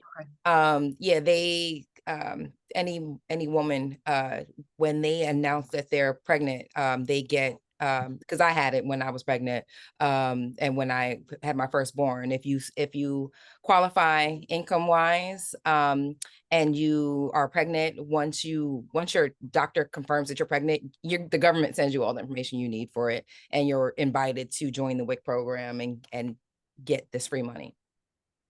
Oh, that's wonderful.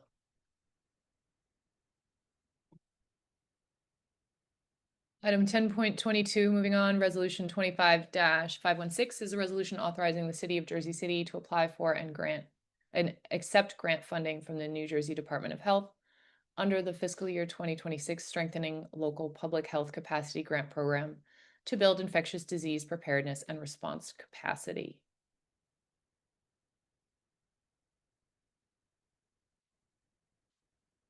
Moving on to item 10.23, Resolution 25-517, a resolution authorizing the City of Jersey City to accept terms and conditions of the New Jersey Department of Health for the Jersey City Department of Health and Human Services to license and inspect temporary food vendors operating at festivals and other special events held on Liberty State Park property and execute a letter of understanding.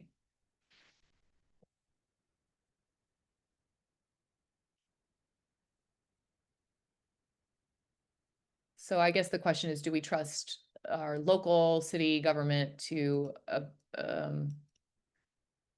adequately protect us when it comes to licensing food trucks and temporary food members?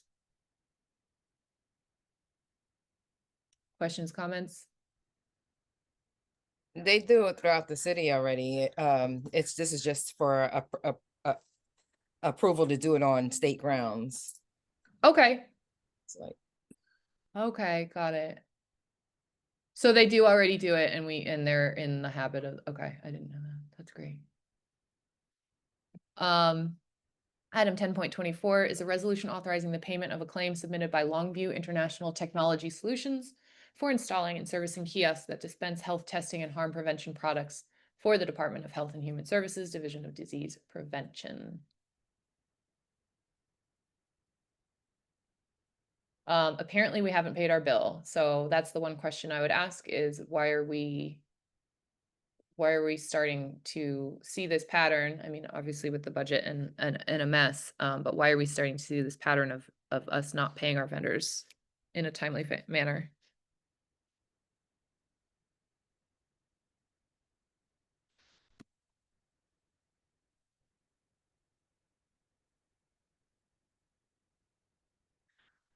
Item 10.25 is a resolution of the Municipal Council reprogramming the City of Jersey City's Community Development Block Grant CARES Act funds and authorizing a memorandum of understanding with the City of Jersey City's Department of Health and Human Services.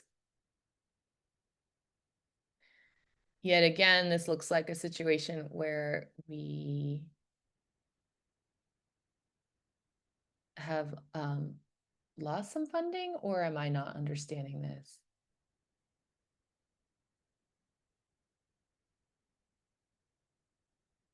so Oh, I'm sorry. They're taking it from the Division of Recreation. They're taking funds from the Division of Recreation and applying them to Health and Human Services? again, $300,000. Well, at least it's not going to public. In previous years, this funds had went to public safety. Yeah. $100,000 from recreation. This time it's going to Health and Human Services. We just want to know what programs these funds are coming from and why. Like, was it low attendance? Did we not hire? Are these funds coming from salary and wages or operational budgets?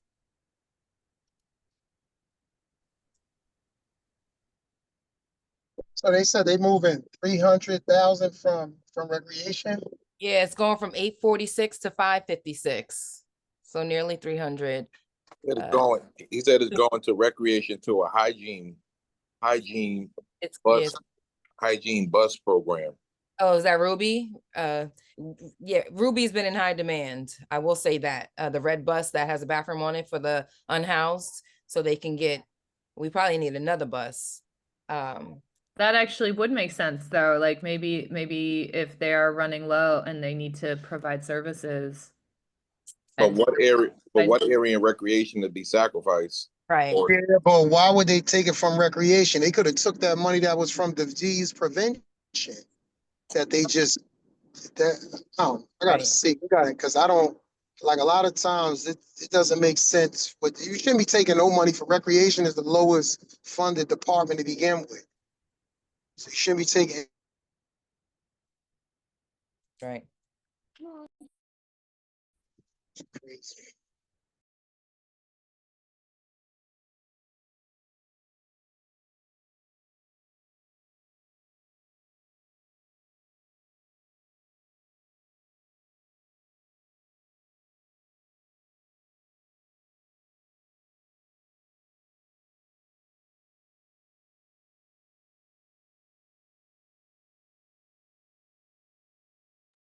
Sorry, y'all, couldn't get off mute again. Apologies. Item 10.26 is a resolution of the Municipal Council of the City of Jersey City authorizing the business administrator to execute a discharge of mortgage encumbering 133 Clerk Street.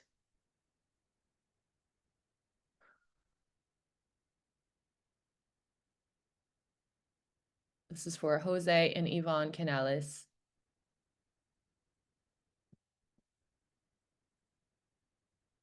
Moving on to item 10.27, a resolution of the Municipal Council of the City of Jersey City authorizing program awards and contracts under the Community Services Block Grant, non-discretionary for the program year, January 1st, 2025 through December 31st, 2025. Questions, comments?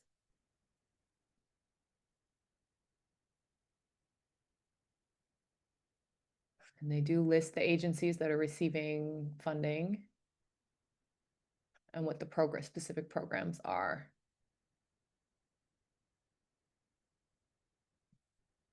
Item 10.28, a resolution of the Municipal Council of the City of Jersey City authorizing the business administrator to execute a discharge of mortgage encumbering 410 through 412 Halliday Street, Jersey City, aka Block 15602, Lot 6. Any questions about this mortgage dischargement?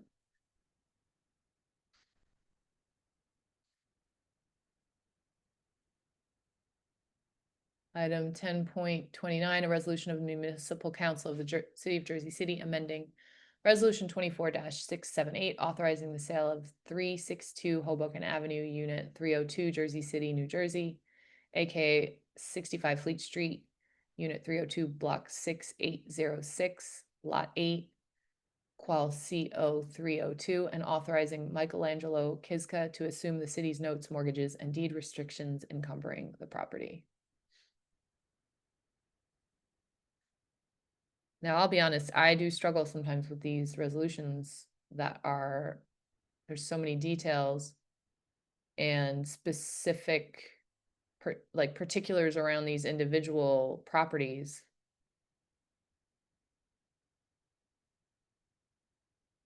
Moving on to item 10.30, resolution 25-524, a resolution authorizing the award of a contract as an extraordinary unspecifiable service with Metropolitan Life Insurance Company to provide life insurance to non-management city employees and retirees for the Department of Administration, Division of Human Resources, Office of Employee Benefits. Questions, concerns? Item 10.31, resolution 25-524. Well, I would ask, what is the extraordinary unspecifiable service? That was honestly what I was kind of thinking, like, what does that Could mean? it go, And then it says it's just life insurance, so I'm not sure what that descriptor is for. and that's for 30 and 31. So maybe a breakdown. Yeah. What does this even mean?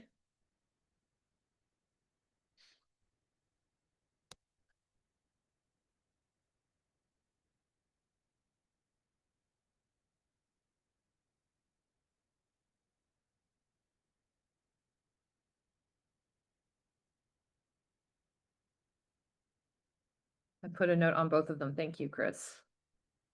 Right, unspecifiable service. That's crazy. Item 10.32.32 is resolution 25-526, a resolution authorizing the City of Jersey City to issue a certificate of insurance to the County of Hudson County for the purposes of using its showmobile for a Summerfest concert. It's in Liberty State Park.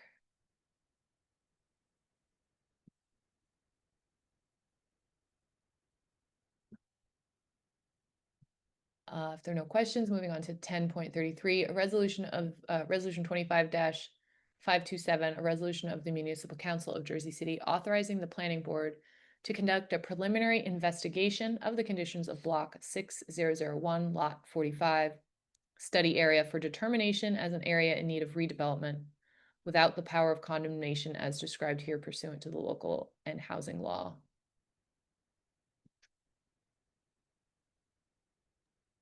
I would like to know the area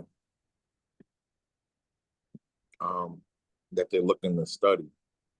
Um, There is a map. Let me open that up. Let's see. okay. This is in the Heights, Looks like Jersey. New York Avenue Is that under the and Jersey Avenue between, it's the end of Jersey Avenue in between going to New York Avenue. that that We can pull it up. I think that downtown Yes, it's downtown. and that's under the bridge, probably. I can share my screen if you like, Gina. Oh, perfect. Thank you so much. I think that okay. Right, but anytime they start studying land or whatever, later on they're gonna build on it. So I would, Right. Yeah. They're opening up the redevelopment plan to change it to allow for a special for a project. So we're Mhm. looking at the end of Jersey Ave to New York Ave. I think that's under the bridge, like around the turnpike, right under like go towards Jersey Ave in New York. Mhm. Go like 139, yeah. But like It's where New York and Jersey Ave meet. yeah, Jersey Ave is all the way where Jersey Ave's in. So that's Right. like so keep going south. And it's like, okay, so Jersey Ave, okay, that's Manila. Okay, that's Grove. Okay, go over east. It's gonna be west, I mean. Okay. Okay, is Jersey Ave, Uba Cabana. Okay, go north. No, that's All south. right, hold on. You know what? Hold on.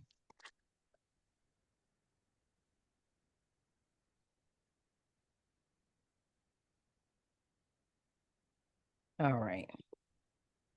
So here we have Jersey Avenue going to the end, Newark. I thought it was near the water. Hold on. I'm going back to this map. Okay.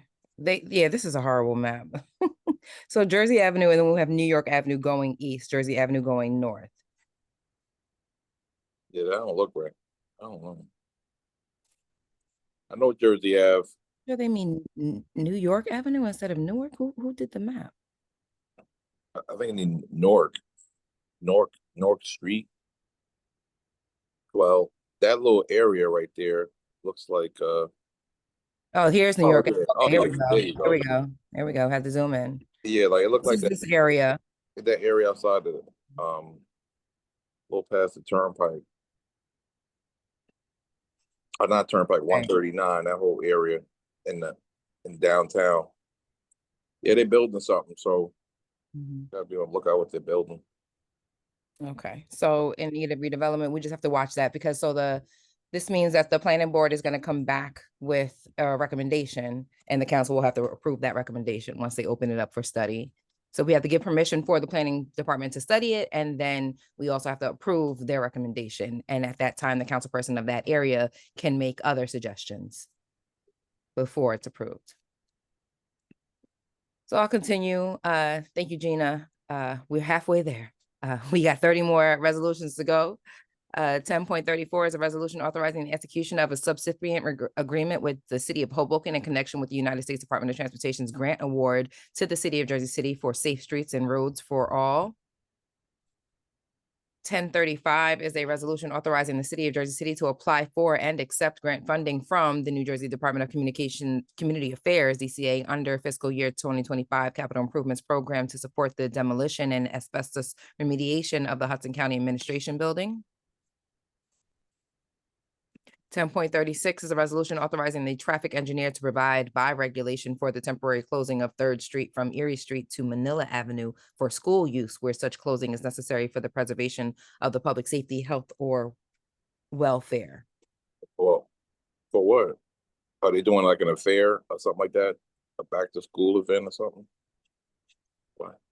Councilman Solomon's office is proposing to authorize temporary closure of 3rd Street between Erie and Manila Avenue on school days from 10:15 to 10:45 and 12:15 to 1:15 to safely facilitate recreational activities for the school.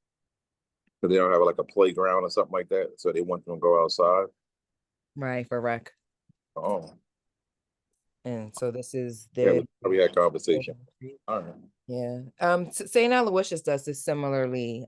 They closed down the street between the two buildings. I forget it's not Kensington, it's but on for West Side. They'll close it for lunchtime so the kids can play. 10.37 is a resolution supplementing the manual of loading zone designations of the city of Jersey City, designating a loading zone at 71 Sip Avenue. So that means taking away parking since it'll be loading zone only. 10.38 is a resolution supplementing the manual, another manual loading zone designations of the city of Jersey City, designated a loading zone at 626 Newark Avenue.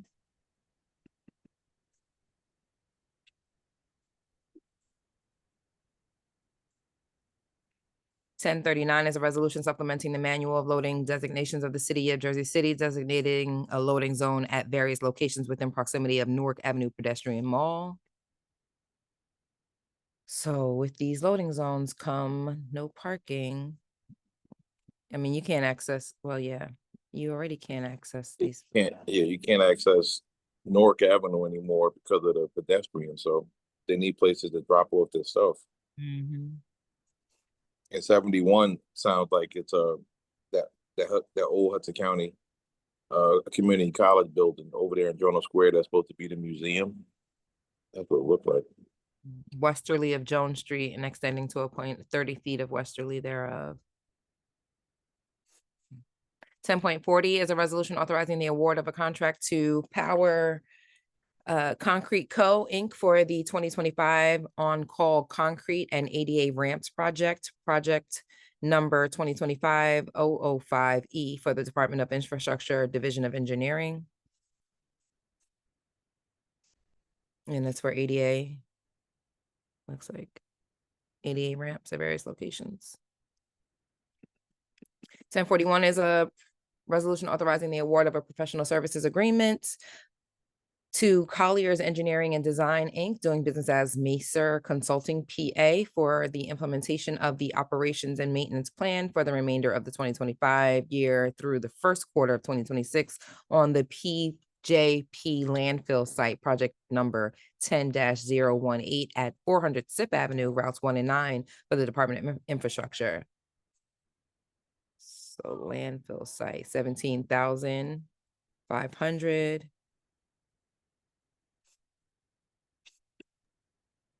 So this is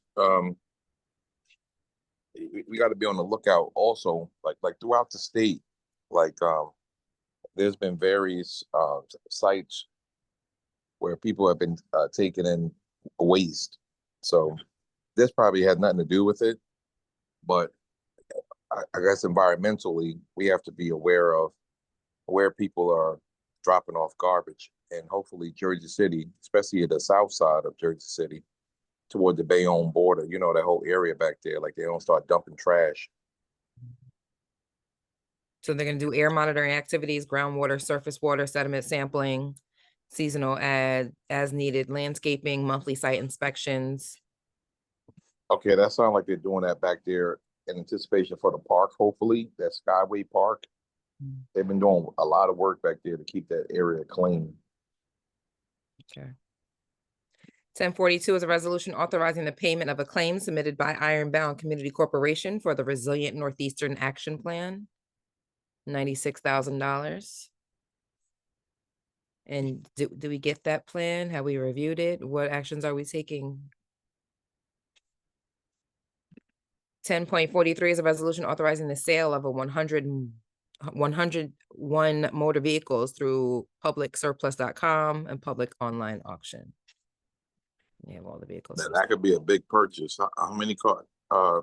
Is this for the 101 cars that we're selling at public auction. selling public auction? Okay, I just want to make sure. Okay. Resolution ratifying and 10.44 is a resolution ratifying an emergency contract award to AME Inc. for the building management system BMS upgrade for the Jersey City Police Communications Center. And this is $79,000. 10.45 is a resolution authorizing the renewal of an open-end contract with City Electrical Supply LLC for the electrical supplies and materials for the Department of Public Works, Division of Buildings and Streets for $15,000 are available from the Division of Buildings and Street Operating account. See, yeah, this is the type of line that should be in every resolution telling us which account it's coming from. And then the balance of the contract funds will be made available as orders are placed during the contract term. Okay. 1046. Sorry. No, at least they're starting off with like they're letting you know that it's $15,000, even though Right. it's open ended. It's like it's not just an open ended contract. You just spend. That's why that lawyer contract, it didn't look like it had an end. Right. Right. And is it not to exceed a certain amount? Normally it has an amount not to exceed. Sorry, 10.46 is a resolution authorizing an award of contract to McCloskey Mechanical Contractors, Inc. for HVAC services for city-owned buildings under the Hunterdon County Educational Service Commission for the Department of Public Works, Division of Buildings and Street Maintenance. Funds in the amount of $5,000 are available, and city purchasing agent has certified that she considers said proposal to be fair and reasonable. The contract is an amount of $750,000 for HVAC services in city-owned buildings. 1047 is a resolution authorizing the award of contract to AME to upgrade or replace the existing proprietary Johnson Controls Inc. building management system at the Jersey City Police West District under state contract for the Department of Public Works. Funds in the amount of $79,000 are available in the account. The authorization for contracts exceeding 53,000. Wait, that's okay. Here's the amount. Contract is an amount of 79,000. 10.48 is a resolution removing a restrictive covenant that affects block 22305, lot 5, aka 204 Orient Avenue. And what's the restricted covenant being lifted? That the lands and premises herein before described shall not be used for the storing, disassembly, burning, selling, or used motor vehicles in there or of a used car lot junkyard. So this is being removed so it now can be used for a used car lot junkyard storage of broken glass or empty bottles, or for the erection, construction, and use of truck terminal, chemical, and dye plants for horizontal condominium. No, it says restrict or following restrictive covenant. Right. Right. This is the resolution is to remove the restricted covenant. Oh. So the zoning for the property allows high-rise mixed-use residential development, including development of property.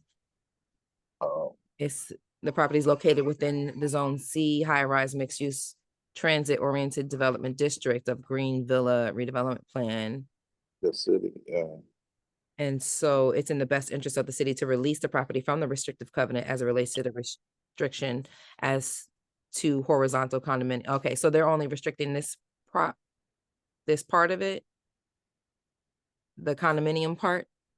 Yeah, maybe develop in the accordance with zone. So they can build, so they can go tall on this property. But they can build. 204 Orient Ave. Let me just look at 204 Orient Ave real quick. The 204 sound like it's in the.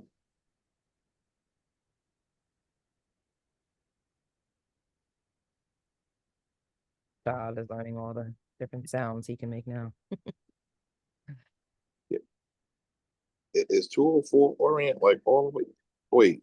Oh, you know what? Okay, so they're moving that parking lot, and they about to build I think 400 units, 500 units on those little M block. Like, you know, that M block of like Orient, and then the next block right next to it. Where the education building is, Yeah, right? but like if you keep looking at that land, So like this that is block right this is 204. Oh, no, that's 203. This, okay, sorry. So this is 204. yeah, Orient, and you know, with the health professional building and all the rest of that, the physical therapy building. So on that next block is what's the next block over? Claremont? No, the next little small skinny block right next to Orient. I don't know why I don't know the name. It's not Yale. Grant, Claremont, hold on. No. Mm-mm. Kearney. Oh, Well, skinny block. Fred, It's so they're about to build 500 units of housing, and I don't know where they're gonna get the dang, what's that block called? Morton Place. Okay. oh, okay, okay. Yeah, so if you go down Morton Place all the way down to where you can't go no more, like, you know, you make that left or right on Mhm. Kennedy Boulevard Oh, from, you going up. from Morton Place. Right, right. That was a couple years ago. They were trying to take away parking from that street. Yeah, well, what they're about to do is build about 500 units of housing on that M block. And I don't know, like that's going to be a killer. You talk about no parking.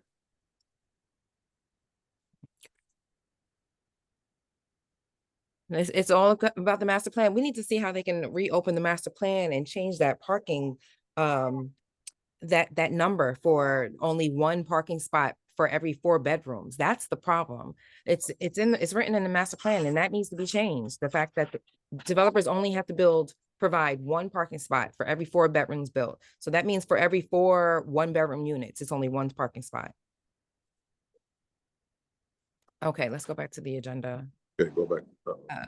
10.49 is a resolution authorizing the city tax collector to enter into a written agreement for the pilot payment installment plan for the AHM Housing Associates 4 LLC, Penrose Properties.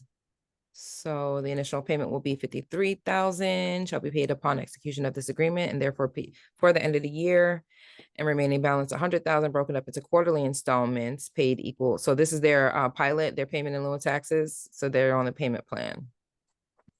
Okay. 1050 is a resolution authorizing a professional services agreement with Willents, Goldman, and Spitzer, PA, to provide legal counsel, bond counsel to the city of Jersey City. For what case? Professional services agreement, let's see, services rendered in connection with each bond sale fee, $5,000 plus $1 per $1,000 of bonds issued.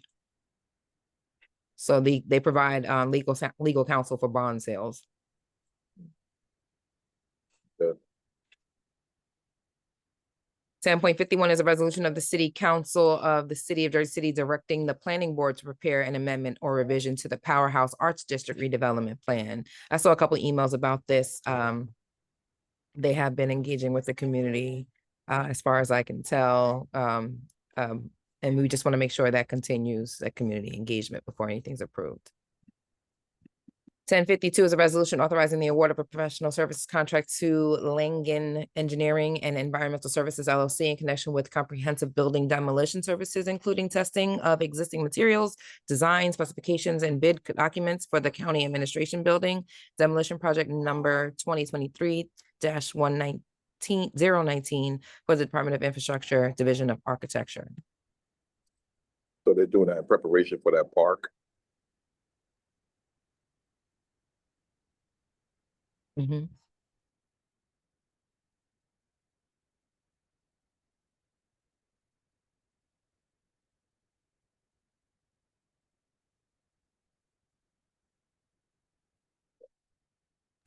Sorry, I had to turn my camera off. I got the baby now. 10.52, I did that. 10.53 is a resolution authorizing amendments to the calendar year 2025 municipal budget. So these are more amendments? Wasn't this earlier? Yeah, but what else? Do we have like a,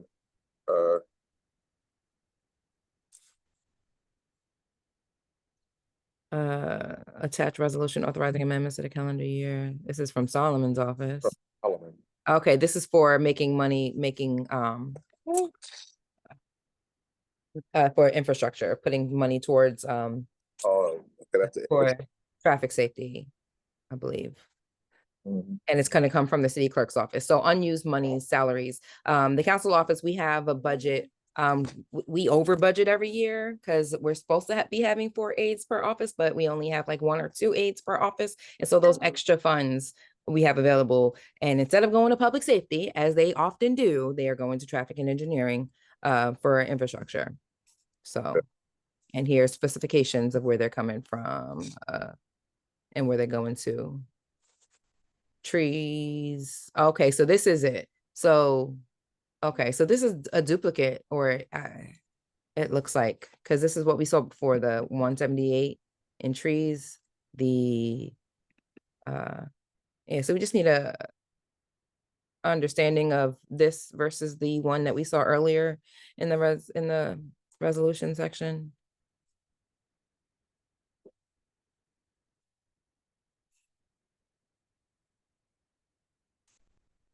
Okay, we'll ask him to compare.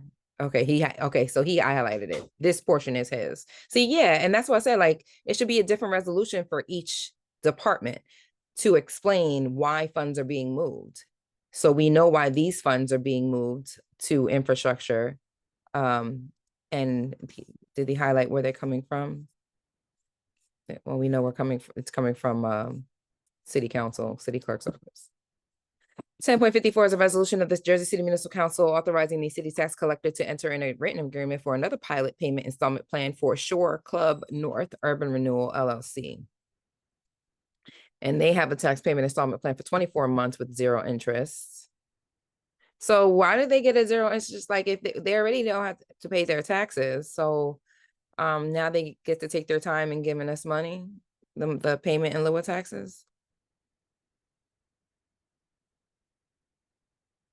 Okay. A lot of breaks. The 10.55 is a resolution ratifying an emergency contract award to Princeton Hydro LLC for routine mechanical weed and algae harvesting services for Reservoir 3 for the Department of Infrastructure, Division of Architecture. 10.56 is a resolution authorizing the renewal of a contract with Statewide Striping Corporation for the citywide traffic striping program project for the Department of Infrastructure, Division of Traffic. And do we have a priority list of what streets will get striped first? Because Ocean is in desperate need of striping, as is MLK and Bergen. The purpose of this resolution is to exercise the second of 2 options to renew the contract with city. Okay.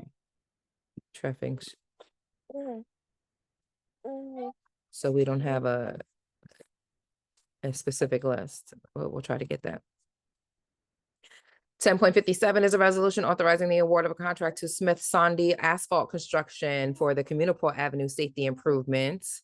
We need that. That'll be exciting to see. And we need to know when that's happening so we can let constituents know to beware that Communicable will be, at a commission. I think they really need to do a better job at letting people know in advance, besides just throwing up signs the night before it occurs. 10.58 is a resolution authorizing the award of professional service contract to T&M Associates for the construction, engineering, management, and inspection services for Communicable Avenue safety improvements. So this is also related to that project in the amount of $832,000. 10.59 is a resolution authorizing the award of a competitively bid contract to River North Transit LLC to provide on-demand micro transit services for the city of Jersey City. So are they taking the place of VIA? Well, back to the Communipol, from what section of Communipol and when, so. Right. Right.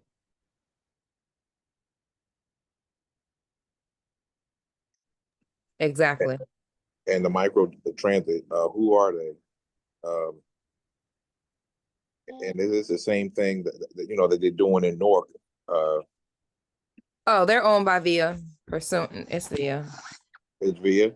It says, well, the city awarded 2 contracts with 3 one-year options for renewal for on-demand microtransit services to River North Transit, a wholly owned subsidiary of VIA. Oh, okay. It's VIA. So we're going with VIA again. Yes. 10.60 is a resolution authorizing the award of a competitively bid contract to Alta Planning and Design to provide professional planning services for the development of Hoboken Vision Zero Action Plan update and supplemental studies. $940,000 But that should be paid for through grant, right? the grant that was probably mentioned at the top. Mhm. Like maybe that was Mhm. the money in the previous resolution. So Confirmed. 10.61 is a resolution authorizing the award of a competitively bid contract to the Street Plans Collaborative to provide professional planning services for the development of Jersey City Vision Zero Action Plan. Oh, this is probably why the tweet went out. All of these traffic vision zero resolutions, that one way was probably going to be a part of all of these. yeah. Let's So look at you this. got pause. You got pause for a second. Yeah, I know. We got to look at these closely. Because is by approving the grant, Right, are we also approving the one way? right. Let me back up. I'll back up and look at these closely. Big So, FP of the city. so I'm sorry, we'll start with 1060, which is a contract to provide professional planning services for the development of the Hoboken Vision Zero Action Plan. And then the second one is for the Jersey City Vision Zero Action Plan. So we want to go to the 1061. Yeah.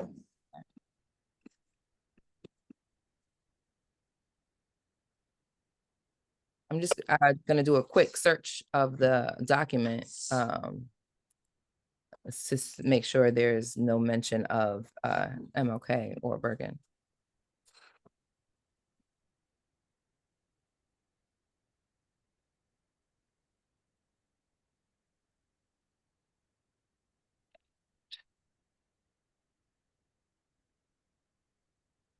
Determined for 19 months. We had $1 million, whatever.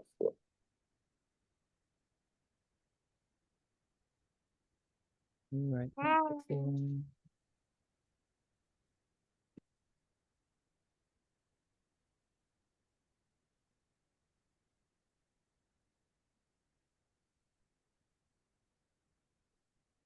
Street plans and supplemental studies.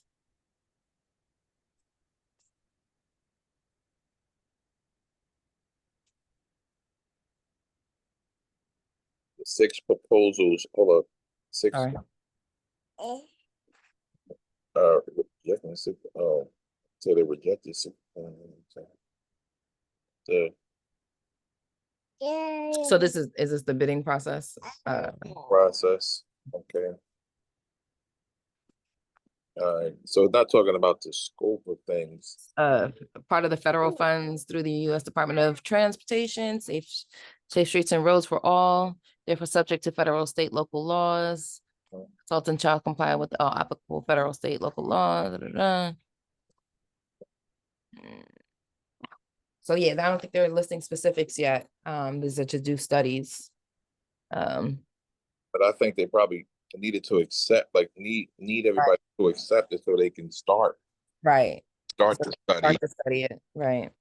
And I think We I'm want to spend money on this study yet because they shouldn't even know what they're studying yet without getting a complete list of the concerns of the community. no, but I think like the gentleman had stated, like you need, in order, safe streets is almost like twofold because by getting that additional federal money, you can also do streetscaping and you also can change the configurations of the street. So a lot of times when people are complaining about like the conditions of the streets, you can knock out 2 birds with 1 stone by trying to do things that will stop people from dying and also fix the street at the same time. You know, because that's the whole purpose of Vision Zero. So you receiving all these monies to come up with plans and strategies and things like that to mitigate the loss of life. But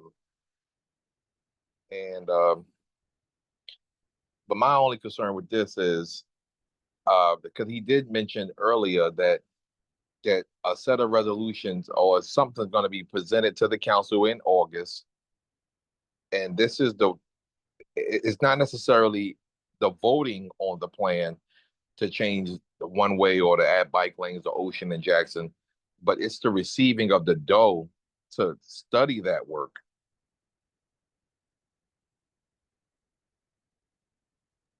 Exactly. So you probably need clarity on that. Just to begin the study, you know, because what Patel and them did was initial type stuff that they did within their department. But it's another thing as people are asking for all those studies and was this done, was that done, was this and that done? Well, that can only be done with extensive money. It's the same, and then we'll be in the same boat that we were in with the height situation when they want when they wanted that bike lane, and Barker was like, well, if we don't do it, we're gonna lose this money. Yeah, We're gonna waste this money. And they wanted to go and hire the contractor and pay the contractor for work that was still controversial. Yeah, and see, that's the thing, because they're under those constraints, like they're under the federal constraints to get this done. So that's why, like this, in a sense, this is to vote for the changing of those streets. No, I think is the thing is when you see those grants, you got to really read them. Those grants, it's sometimes the grant, like, so they got that they got that money to improve MLK, right? So the grant may just say the grant is it's real vague sometimes because they say for safety improvements, right? I mean, for traffic and pedestrian safety improvement. Well, a curb extension can be approval. Installation of a traffic light can be approval. You know what I'm saying? But right. What do we write into the grant? When we apply for the grant, we need to make sure we look at that application, because whatever we write into that's the issue. No, but what I'm saying is issue. You gotta specifically specify where you're writing, when you're writing a grant, what you're going to do with the money. What happened in the Heights is the state gave them money. It's like, oh, you can put a bike lane. They ain't even say on that block. They just said for the construction of a bike lane. When they applied, they said, oh, we're going to put it on Franklin or whatever block that was. They're going to put it there. So in essence, they lied and said that's the only way they could put it. No, the grant didn't say that that's the only place you could put it. You put in the grant that that's what you were doing. Right, in the application. We need to not corner ourselves in the application. Exactly. Just traffic infrastructure improvements. But the thing is, they already have the area in mind that they want to tackle. So they play these little games. It's kind of like they're getting you to vote on the false pretense, right? It's like, say, hey, vote for improvement. Because everybody, who's not going to vote for improvement? Yeah, but I think that they wrote Ocean and Jackson in the thing already. So that's what we need to look at. We need to look at the grant application. No, I don't think so, because they've been had money earmarked to do it MLK over. They were actually going to do it over until they said that we was going to forego. Well, they wasn't because Jermaine Steve was saying that nobody was on board for the what's the name. So that's why he was like, you know what, the hell with it. We ain't doing nothing on MLK. They don't want the bike lanes. We ain't repaving. We ain't striping. We ain't doing nothing. You know? Yeah. So I get it. So they must have did something else with it. Correct? They took the money. They took that money. I got the invoices. They installed 2 lights on Van Voors. They paid for police. Yes. They did a whole bunch of. But for this one right here, in order to get this $1 million, well, there's 2 grants. Like, there's one in partner with Hoboken, another thing for Jersey City. This ain't for no one where $1 million ain't gonna do nothing. They gonna need way more than $1 million. No, but I would just want to find out No, this before is you, just to create the plan, Councilman. This is just to have a contractor to develop a Vision Zero action plan. And but, so, Oh, yeah, and but I, so from this will probably well, be from right. this will be, from this will be it, you know what I'm saying? Right. So, but, I would ask them saying, what do you plan on doing with this money? Like, what do you plan on studying? Like, what are you, like, what's the purpose of us receiving it? And what's Now, the process?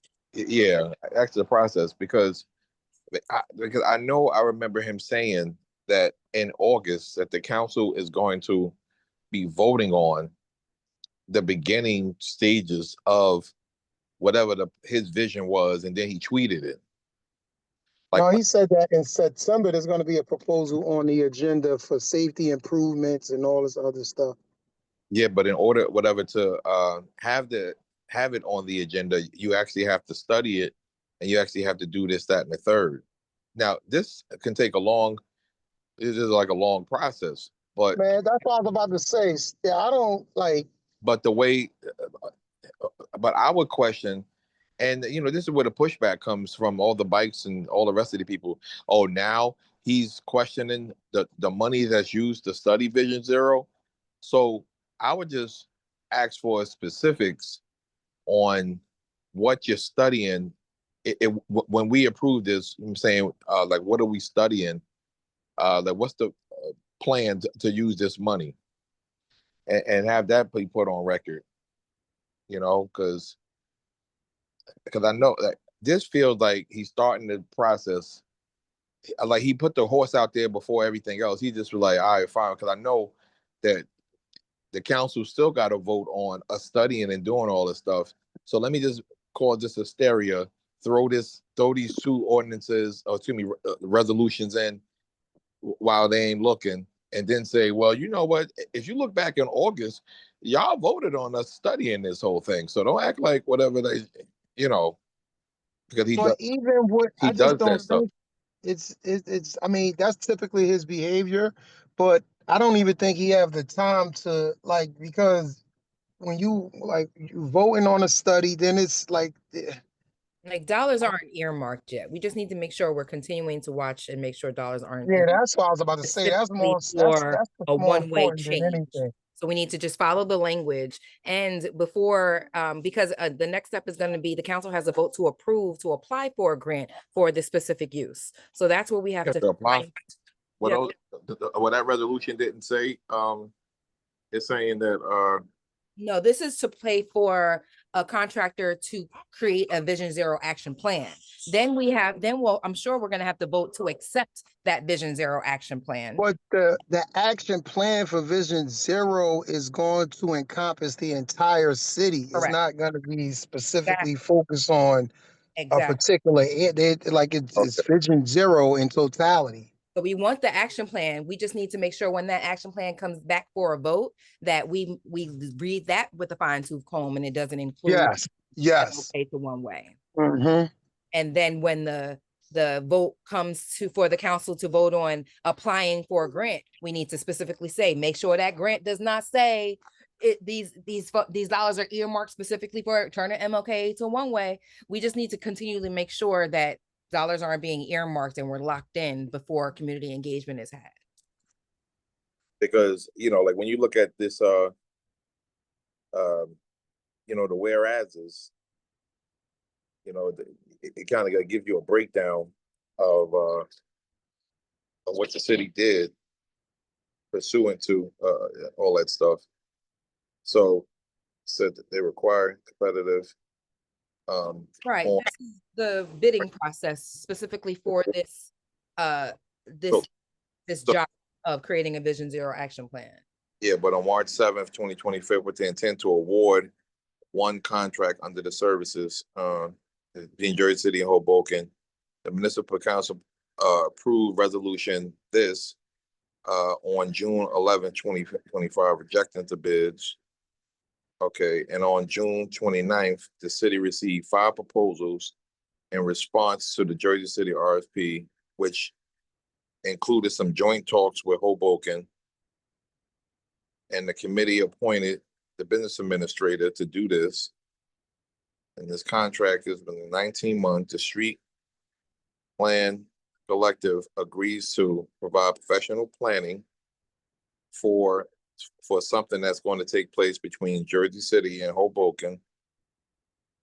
And they're doing something. All right. So, and the total contract is 900,000. Damn. So that's a lot of advisement. And, yeah, and then that's just for Jersey City, and then there's the Yeah. whole In the Hoboken side. is another 940,000. So that's $2 million being spent in the design, provided professional service. The contract is 20 months, plan a certain amount. Yeah, we just need to pay attention to the process. This is the Vision Zero action plan has to be created. The bidding process went out to find a contractor to help us create the plan, and we just need to what I think that's the part we have to just follow the process at each juncture, at each step. You know what I mean? And ultimately, it's not like ain't much more damage Steve can do anyway. I mean, at this point, you go, you do the proposal, you know, and then you see where we go from there. Like, Yeah, then he can say, like, you voted all along the way. 10 points. Can I go keep going? Because it's a Saturday. yeah, All right. yeah. 10.62 is a resolution of the Municipal Council of the City of Jersey City authorizing amendments to and forgiving notes made by the Fairmont Hotel Urban Renewal Associates LP to the City of Jersey City and authorizing discharges of mortgage for the acquisition and renovation of 2595 Kennedy Boulevard, Jersey City, also known as Block 16301, Lot 42, formerly known as Block 1827, Lot 41B99. So it's on the Boulevard for the Home Improvement Partnership Program. For 59 units are restricted to senior households age 55. So it's a senior building on the boulevard. Yes. Alrighty.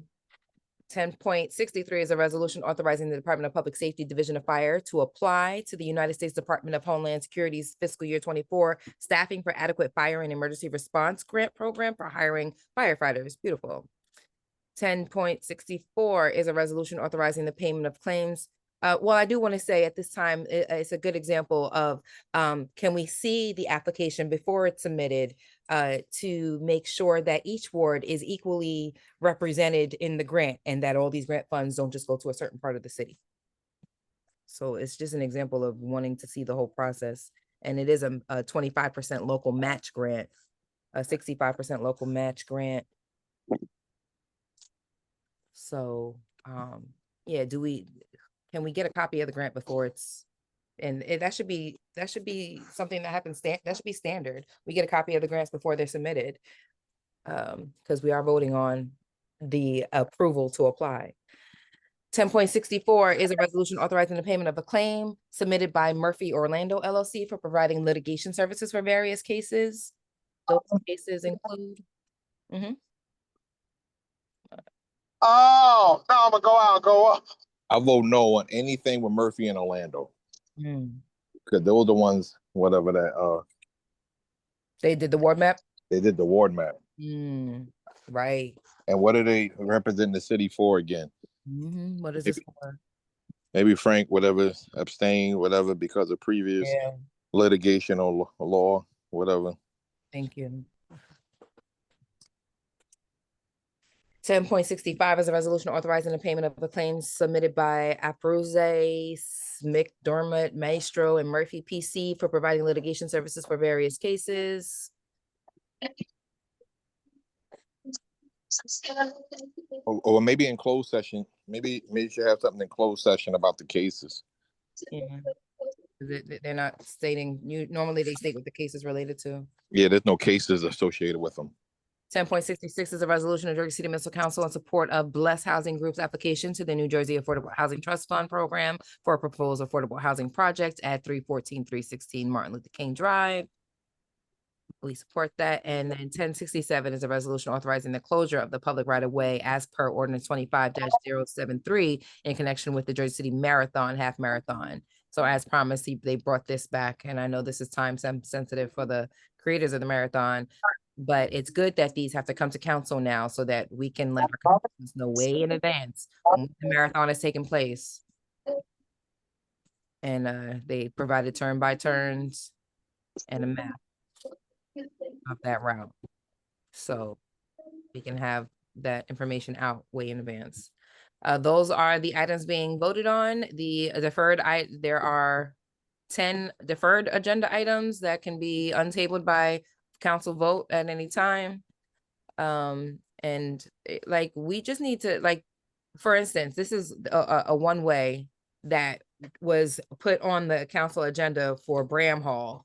And when we notified the community, they said they didn't want it, but there was one specific member of the community that wanted to turn Bram Hall into one way. And they got it on the agenda, like, without much community engagement. But we called for a community meeting, just to give an example. And at the community meeting, the majority said, no, they don't want the one way. So instead of this being voted down, it got tabled. But I think this is a prime example of how it needs to be voted down as opposed to keeping it tabled so that it could be untabled at any time. But that is the council. Thank you all that is the council meeting agenda. Thank you all for attending. We will work on these emails. I always listen back to these meetings to write informative emails to the directors of the departments from Councilman Gilmore's office so that we can try to get some answers before the Monday meeting. Monday's meeting, FYI, is at 10 a.m., Councilman. Yep. Okay. So I'll work on these emails tomorrow, definitely by tomorrow. Chris, I do have plans, but I'll get them out on Sundays before the 10 a.m. meeting. All right, Chuck. Hey, Chris, call me, Chris. All right, I will. Yep. Thank you, everybody. Visit thepeoplesboardf.com for more information. What we do in our office. Have a good day, everybody.